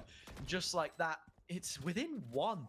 Brilliant fight back from Tamaria. Both of these teams showing yet again their capability of just swinging blow for blow. A boxing match, like you said. And I think this one may just be going more than the 12 rounds. Oh, my friend, there's a lot to ask for. Championship territory is the question here, and both teams are fighting for the crown of the challenge right now. You can't really put it any other way than simply magnificent. Both teams here are very even at 5 and 4 into the last map here, but again, we're looking primarily at what we're seeing here in terms of the longer term of this map here. I mean, listen, Tamaria have buys and offer as well, and Mum has been nothing short of miraculous with the economy. ESC, they're a lot more scattered here and clustered. Have got more ults to play with, though, heading into this next round here, and Jury with the nade is a great idea off the rip. Yeah, there comes the utility. All for an orb, which will be nice. It brings the Nightfall online, so something to work with. Dewey again, this staple on the operator. Doing ridiculous things, waving the wand of the boomstick and making you wonder what it is exactly that ESC can do to counteract this. There's even a double down. The aggressive main control is being taken from the back. There's an understanding that ESC aren't going to be challenging, so we've even seen them push towards spawn and activate that flank early doors. This is such a hard flank, though, for the breach right now. I do think that is Killax as well, wrapping around so far from the back here. As Mini is going to definitely get some presence here onto the site, though. Smoke is aiming, stopping, finding the kill onto Rizvan. But even there and then, though, it is quite a read as we're seeing the drop come in. The spam connects. And now, if you're on the side of Tamaria, you've got a real big smile on your face here. 2v2 and a huge pinch from Killax. Might put a stop to that. But no! Mum finds the kill. Will use the blind and does get the second. It's a clear 5-5 here. And Mum with the huge play. I was confused for a moment while we saw the double blast pack from Dewey heading in towards the other side of the map, but the operator is preserved, as is this streak of rounds which has been flowing into the hands of Tamaria. All too happy to be picking them up. 4 ultimates online, typically very good at cycling them through. ESC have a couple of pieces of their own. The Rolling Thunder and Lockdown is back online to make that same B set play. Seems as if we might have some aggression coming B main early on as a counter to this, and it's a satchel peek into an op. But it's only a fair trade as Manic there at the end of it finds his currency. He gets 2, but now the wall got from the Neon. The dash on the site will be very risky, and it does in fact result in a death as Mum sprays through. But look at this again here. It really is hooks and jabs and straights and uppercuts as Cream and Mum are trading out the last to make sure that this A can be contested. But in all of that, Killax was last alive. Now floats around along onto A to make sure that this sticks. Oh, Killax has moved up close. Has all the util and a low HP player at his side. Would be expected to do something a little more reserved approach-wise, but just rips the script to shreds. It's the exact same as you, Connie, Yeah, but these rounds are leaving me speechless. Even seasoned professionals have their moments. Yeah, Me and Hazard here have just gone through the blender. I didn't even have to do the stutter of words at the end there, but it was almost for poetic effect because we're seeing the conventions be torn apart by both of these teams, and it's delivering such an entertaining match. Almost going 6-6 on the half as finally the response has come through from ESC. Both teams have plenty of parts to work with ultimate-wise. And it's just a quick early pressure met with a Rolling Thunder and a Showstopper. All of them are pressing ult. Of course, that That Rolling Thunder is going to give so much away here, but it does completely reshuffle the brains of the entirety of ESC. Gonna go for a rotation here, complete side, but look who's on the greeting end. That's Isu again, just playing the angle, has a turret as well. As soon as that pops, will be an indication as to what really the call is on the side of Tamaria. But look at it in general. It's a great shift here, and Cream has got that lockdown to use as well. He's actually moved the lockdown further to the corner, so not taking as much control towards spawn as they would have had on the previous. Dewey finding that 1 kill on A, and that's actually forced a massive rotate with less than a minute left on the clock here from Tamaria. But this one actually isn't so bad. They've got a lockdown to retake back through with. Manic all the while just buying as much time as possible. As the spike goes down, finally the game is up, and they will have to force this rotate. What can Manic find from the flank? They might just pincer in from both ends. It is doable, but after it will come in again here. Timing has been formed now for the side of Tamaria. They're going to flood completely in, but look at the pinch here. Manic did wait the entirety of that. They completely forgot about Manic on ramp. Despite it all, is now going to force two switches. The side of Tamaria to really adjust to. Legolas and Manic and Cream and Killax are the 4 players to wipe off the face of the earth the entirety of Tamaria. And now we're seeing it at a 7-5 here. Heading into the next half as well. There was so much action to unpack on that first half alone. I forgot that we actually were nearing the end of the half. We wiped the ults from the board, but kept the scoreboard, and well, the rest remains fresh in the memory. In terms of the ults that we saw in the previous, yeah, it was nicely done. I like that Tamaria then want to fight on the front foot with the safety of having Manic on the flank, because there are a lot of teams that would concede all of the space that they had claimed at Gen, and then you sort of allow the other team to come running through and really shift the balance before you can get any value from the lurk. So it's a nice presence from them on both ends, a two-pronged approach. And now over towards the attack. It is Tamaria that will have to fill the shoes and find an advantage of their own if they are to bring us to a championship. And it will be a very conventional strat here, but at the same time, one that wasn't executed yet in the round. Prowler will go out there, and the hit through Lincoln Sands is good enough now for a free entry onto Tamaria. But look at the stab here as well. You're putting a turret down top of drop, and you're forcing all the players from ESC to collapse through what looks to be very one-sided smokes. Now, Mum can't get much out of it from the peak if it comes off, but now Rizvan gets the first on the board. You're forcing 4 more players to drop here on the side of Tamaria if you want to be ESC. The shocks will go out, the re-smoke comes in, but look at the swings here. It's so fast, it trades out nearly everyone, and Tamaria at the end of it find enough. Cream though, last alive. Mum has got to really work a lot through here, as the defuse and the taps are pretty much in Cream's favor here. Cream has played it composed, waited out the timing, and finally been taken out by ISU. They are able to get the pistol here, Tamaria. I think this is a constant that we've seen from their performances across every single map. They are very, very good at winning pistol rounds, and that is half of the struggle.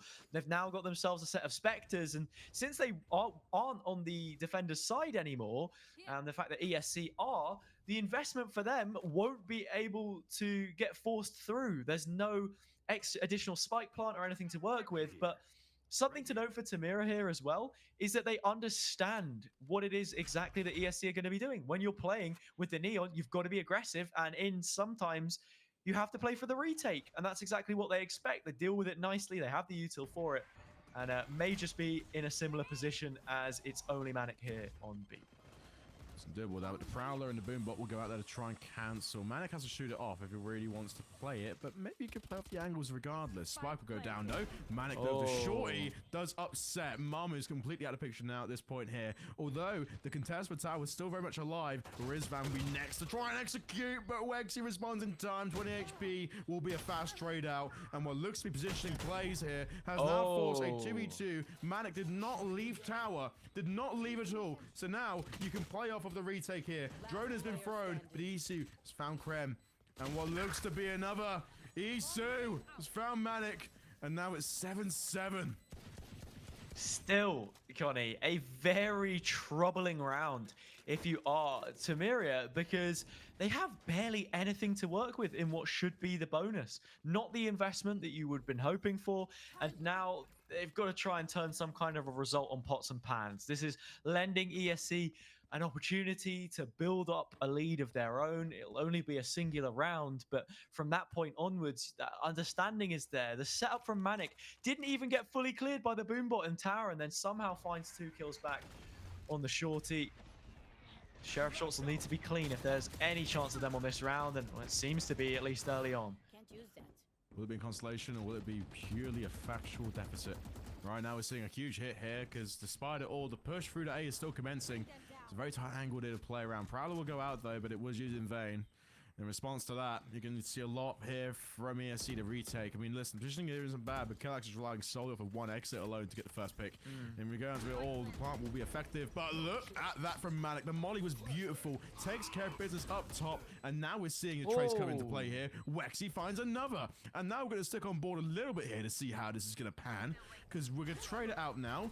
Offshock will come through, but so will the Haunt in turn, and now it's going to really be a fast collapse here. 1v1, he threw out the catch, only for Killax now to start tapping onto site, but EC with the Nano Swarm is only playing with the seconds left in this round. Killax even took some extra damage from the second Nano Swarm there, and only on a Spectre. While it may be at range, you do still favor it to win out the fight. There's no time. The battle is lost and the war is soon coming to a close. Tamaria able to find the round that they were not tipped to win. I don't think there's any point in placing odds on either of these teams anymore, because yet again, they just rip things up. Brilliant stuff, and yeah, that's now had the counter effect. Converting the bonus has completely denied anything that ESC would have wanted coming into the next. I think right now at this point, if you're on ESC, a timeout would be in order. I think a real reshuffle of the ideas, because it just doesn't make any sense to me now where we're seeing the tandem or the seesaw of momentum and economy swing between these two teams as frequently as they are. But I really think at this point now, if you're RESC, you kind of want to go balls to the walls and throw everything at the front. But this pinch here from Legolas might actually be a good counter, and based off this, they're trying to aggress forward to form a pinch here. Now, in terms of it all, you are gambling if you are on the side of Tamaria on the amount of players on each side of this two-pronged attack. But the dart will go out there and completely re-aggress. Krem, though, for us, the firing line day, he usually takes care of business.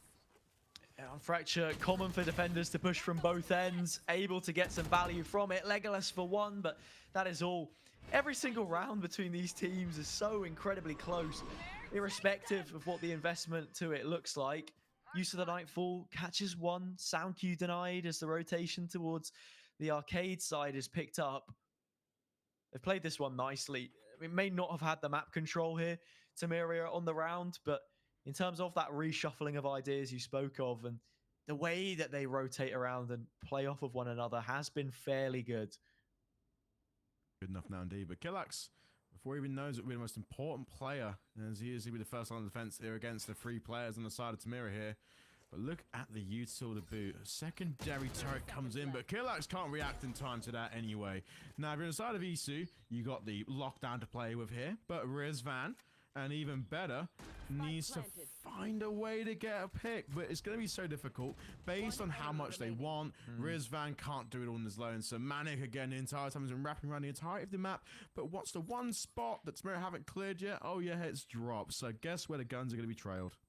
Yeah, they double up brilliantly. Tamaria have steadied the ship fantastically on what was a difficult round to try and adjust with when you weren't necessarily getting the kills in A main. You turn your back to find B main compromised.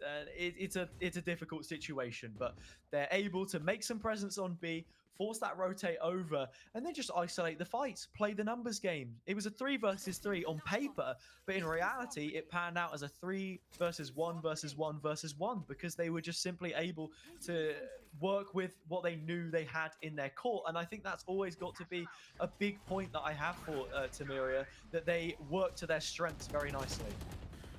Strengths, though, of course, have costed them something drastic here. Now, what looks to be Legolas trading out 2 for 1. 43 will be on cards here. Now 84 seconds left, ticking down slowly. And, of course, the Prowler there off of the repeat has to be thrown out in turn for Tamaria. But looking at it right now, you can definitely find a comfort solution here if you're inside of ESC. 2 players either side here to watch it and can force a fast grab here through the mid connector. Cream, though, again, will try to get tower early, but the Brimstone Smoke does cancel off guard. But the attack Killjoy being thrown down below. Will only force one thing right now. It will force the entirety of ESC to respect it. There is some utility for the stall, though, and this is a more aggressive lockdown. Similarly to what we had seen on the opposite side of ESC and Karim, getting the spike plant, just tapping it, actually. Baiting out this aggression, which we're already seeing ESC try and leverage the opposite way. Still at a player disadvantage, and as soon as you commit to that spike plant, it's a 4 versus 2 effectively, and the players are not even inside the site right now. There's one of them dropping.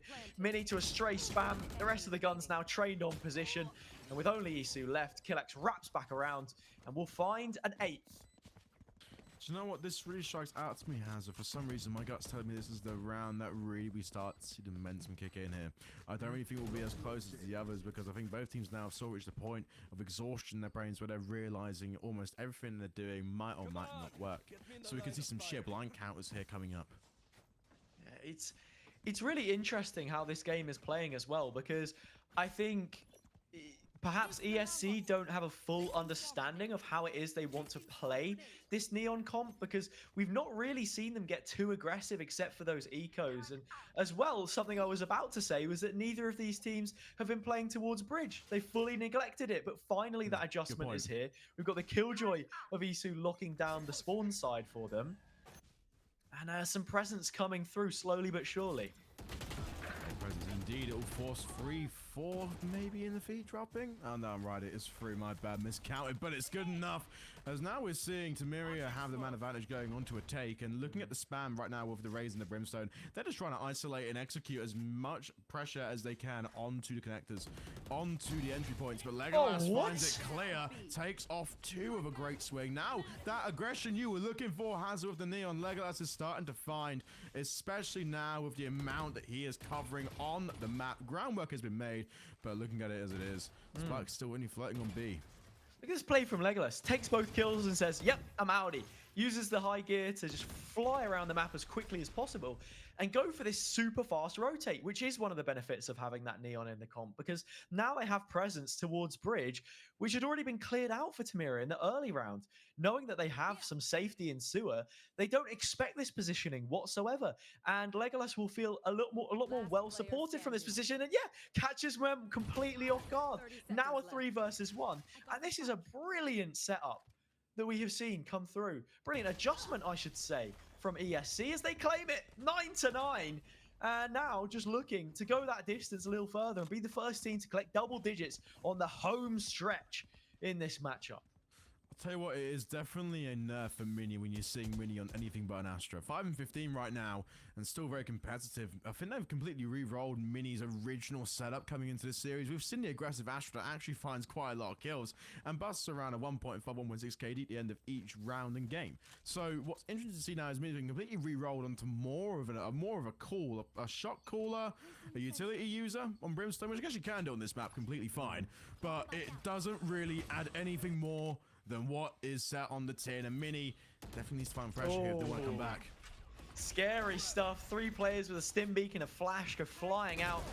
Presence on opposite ends as Legolas is there, but just so disjointed from the breach player. Actually, Isu takes one, but tries to get out. But Manic will dislodge them and unclip the carabiner on the zip line as they are forced to fall to the depths, and an unfortunate death. Now looking into post-plant, this double up on Dish is pivotal. You want Mini and Dewey to both stay alive as long as possible because they have utility on that spike in the open to contend with and really grind this one as long as possible. Also an incendiary to be using, gets it just before the 0 point elapses, and yeah, they're comfortable to just sit back and play this one. Gonna be hard though as well, especially with the molly in play, but just playing off of the timing. He's seeing a stick come in here as well now. Manic gonna try really hard to dodge and dive, but even after the brimstone comes in, that beam of light's gonna get through, and the showstopper, Dewey.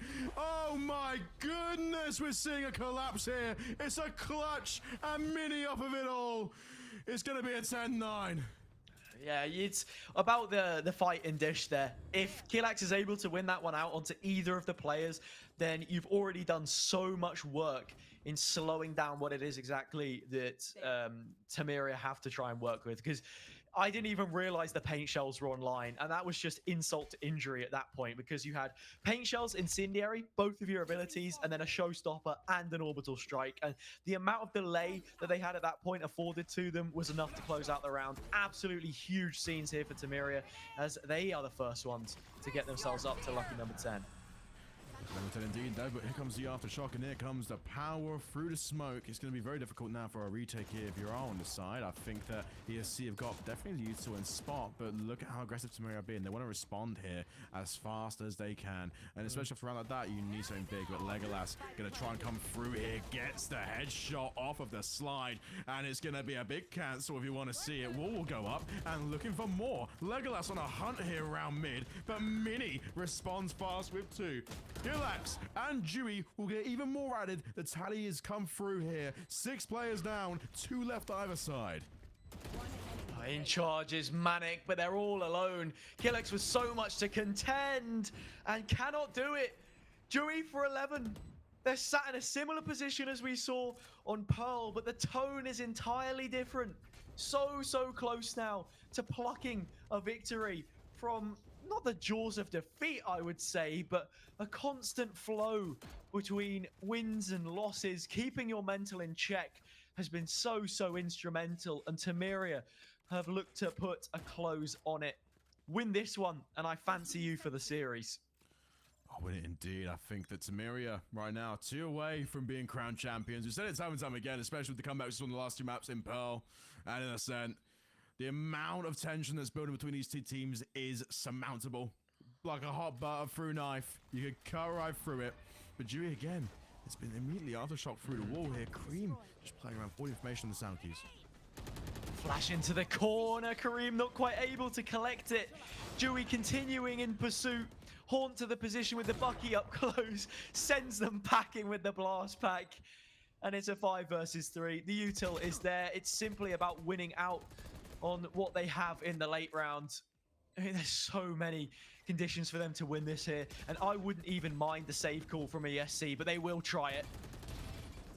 Legolas again finds the last one there in the tray, but Bomb's still taken away here. That spike is being toyed with here, but that's a great shot as well into the Nano Swarm. That could have been popped at any time. Now Risen again, runs through. Killax there, just into the trade, so now it's 1 player that separates it, and it's gonna be a safety stick right there. Legolas gets the last one, mops up Mum. It's gonna be 11-10 here, and it's just getting edgier and edgier as we go on and on. I have absolutely zero clue how Tamaria didn't end up winning that round. They had a good weapon advantage, had so much utility left after taking the site already, but still weren't able to get it done. Surely on numbers, that should be tenable, but we see a brilliant response. It's Rizvan and Legolas leading the way for ESC and leading the line on the Resurgence retake there.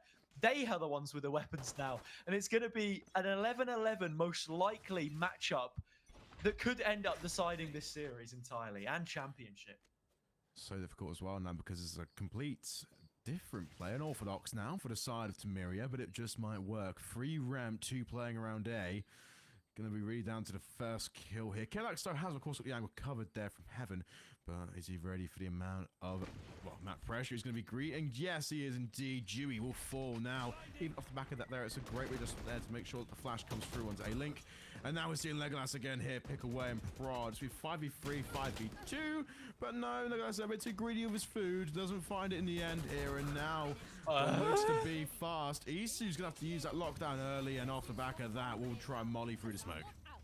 Yet again, Isu, another impact frag, brings the lockdown online and gives an opportunity for them to take site. Only issue is this position from Killax is fantastic. We'll have an angle on the players as they walk on in. Just about avoids it, but can't dodge the shots of Isu.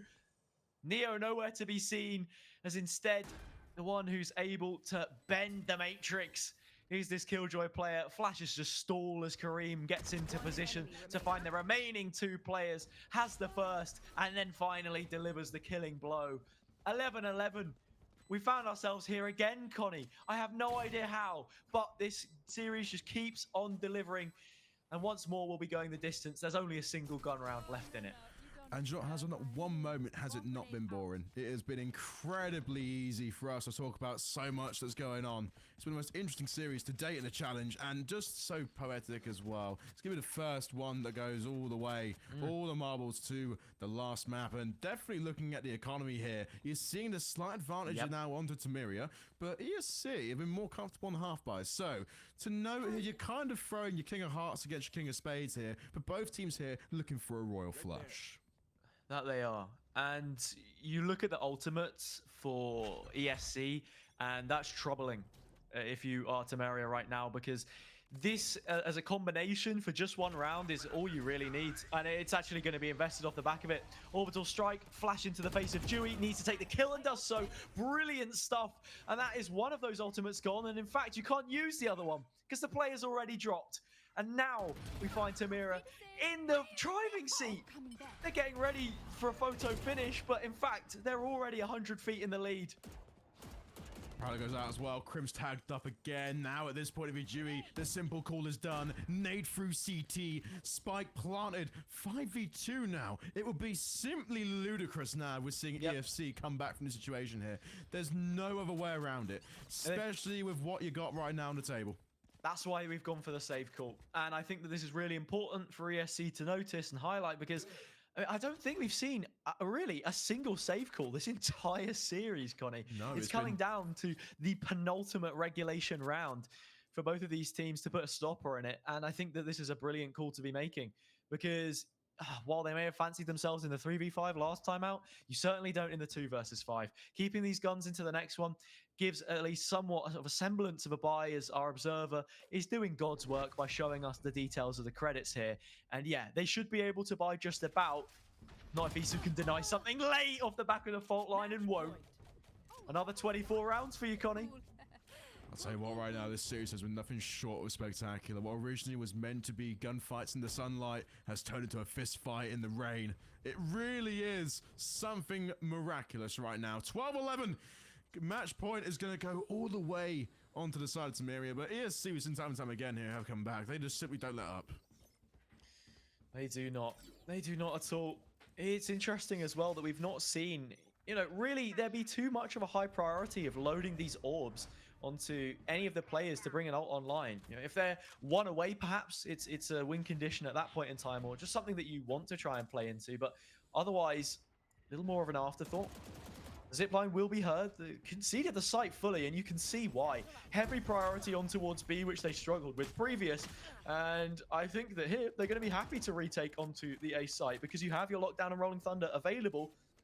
Legolas even with a flank in the back lines. This is so smart from Legolas, but it really comes down to the last adjustment here. That's the sole player that you want to focus on right now, because they can interrupt.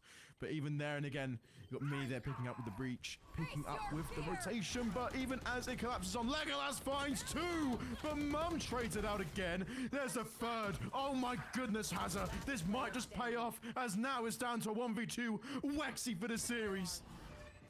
Wexy drops down the horn, shifts around the corner, has spotted the first player and the second as well, won't be able to find it. Legolas takes 4 and takes us all the way to overtime. The series deserves it, and my God, these teams have delivered. Just looking back at the round even, you had the setup from Tamaria. They were playing off-site because they knew about the ult. What's the adjustment from ESC? Send the Rolling Thunder through towards main. Legolas capitalizes, and here we have it. More than 75 rounds for you, Connie. We're in the parlor right now, kid in a candy shop. Oh, I'm starting to get grey hairs, Hazza. Regardless, though, it's still very much all to grab here. I just think right now at this point, We're looking at what looks to be fistfights. There's nothing more to add than just simply, you know, the post-plant setups. I mean, we just saw there a god flank, and you talked about how these teams need to utilize bridge and catch offset timings. Well, you just saw Legolas do it there, and it paid off. But it was so valued and so focused. You're going to be seeing a lot more high alert Tamaria this round. Flash gets broken out, or Haunt, I should say. It's only up for a flash before being dealt with, as we're seeing the crunch on BB, the set play. Yet again, Util is deep, and the players are sat even deeper. Just waiting to play retake as fast as possible as ESC look to move their way through. They understand that this isn't a fake, and in fact, the plant should be coming in a moment's time. God, this is so important. This game is a 400 euro game of Valorant, ladies and gentlemen. So much on the line right now, and these players are genuinely mad. They want it more than anything, but Isu has been the difference maker, the factor. You're saying free there, and even off that, defender could will be activated. The eye has been shot, and Isu is just cleaning right now. Cleaning house. Isu with so much impact every single round. It's already over. You get the defuse in, the angle's held, not planted for Kareem.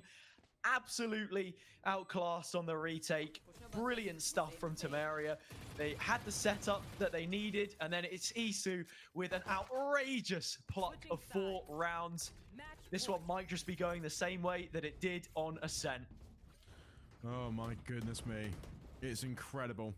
But it's simply gonna have to be, how much do these teams have left in the tank? We've seen 76 rounds now concurrent. This is not letting up anytime soon. Legolas again here with the adjustments needed on the Neon as provided. Mini 2, despite 7 and 20, has done all the jobs needed to keep it this close. But really, it's Dewey on the raise. It's been so consistent. They've ignored Bridge. Looking to play for... I thought maybe that crunch towards the spawn side of the map again. Attacker spawn side, but it's not going to happen. Legolas is posted close. Killax off the contact, has a fault line, not cleared this position. It comes through, and so does the peak. Relay Bolt in response, but they need to be winning out this A main fight because you're inhibiting the spike. The rest of the players can burst out of dish all they want, but you will not be able to bring it into an objective-based round.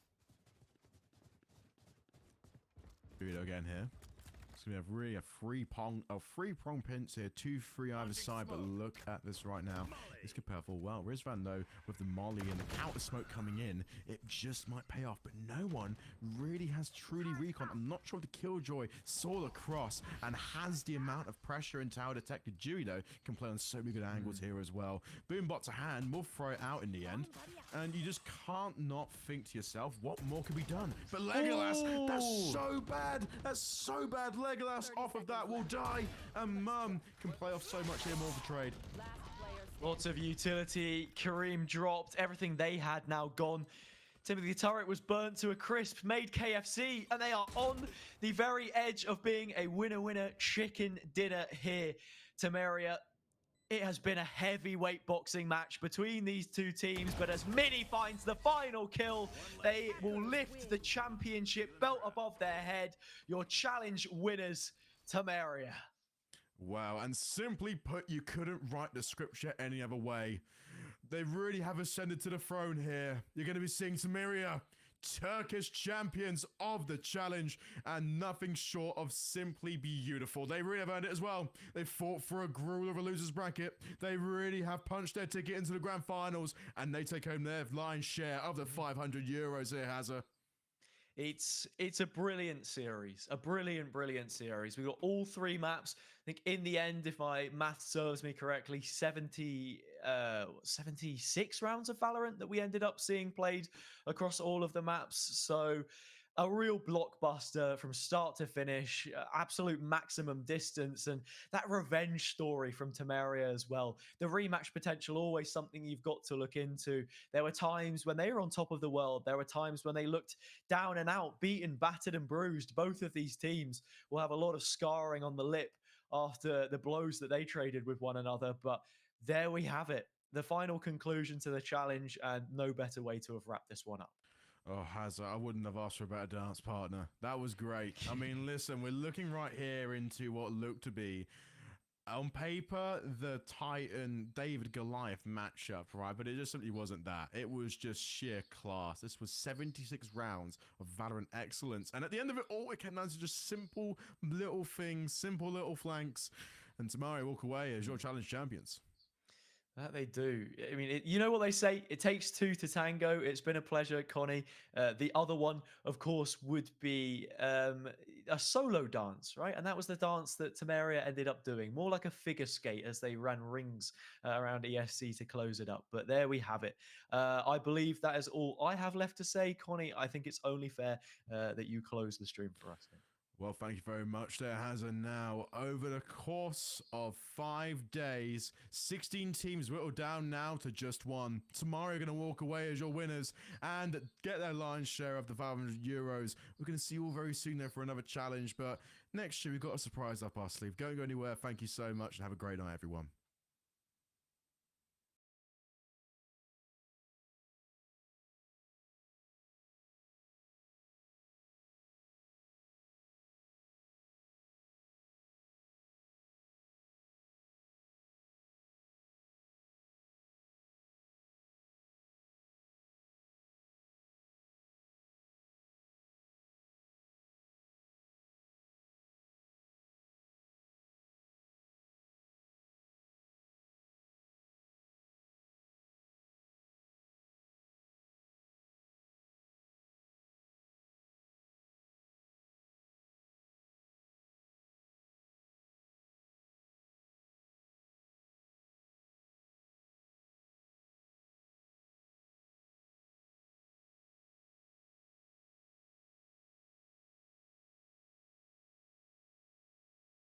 IT teams are managing a mix of on-premises and public clouds so that organizations can quickly scale in demanding situations. But managing apps and data in cloud silos is inefficient and can lead to cost overruns. That's why Nutanix and Microsoft have come together to provide a joint hybrid cloud solution for organizations looking to simplify their hybrid cloud operations, bringing freedom of choice while utilizing their existing investments on Azure. Customers will manage clusters on Azure and seamlessly connect their on-prem environment with public clouds. Nutanix Clusters delivers native networking integration with Azure so that you can migrate workloads in a few clicks and without any change to the application. A true hybrid cloud experience. Together, Nutanix and Microsoft are really enabling simplicity of hybrid and really the choice of managing these hybrid workloads in a very flexible way that enables you to reuse your existing investments and resources and really accelerate your progress. Run better, run faster, run anywhere with Nutanix and Microsoft Azure.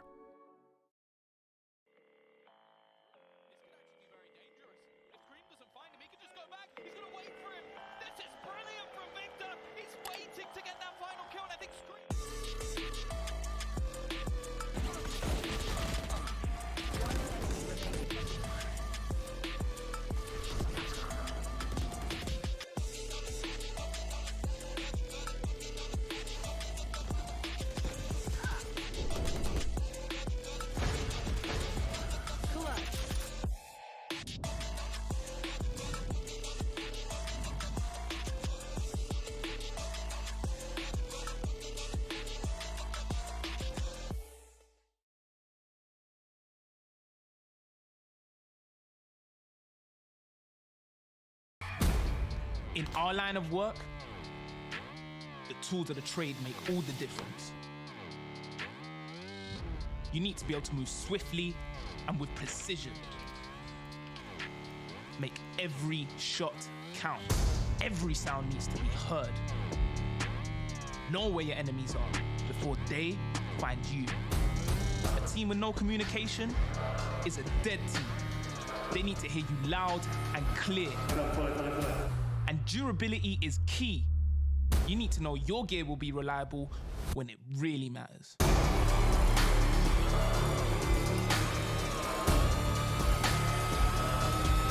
As professionals, we expect nothing less than the best.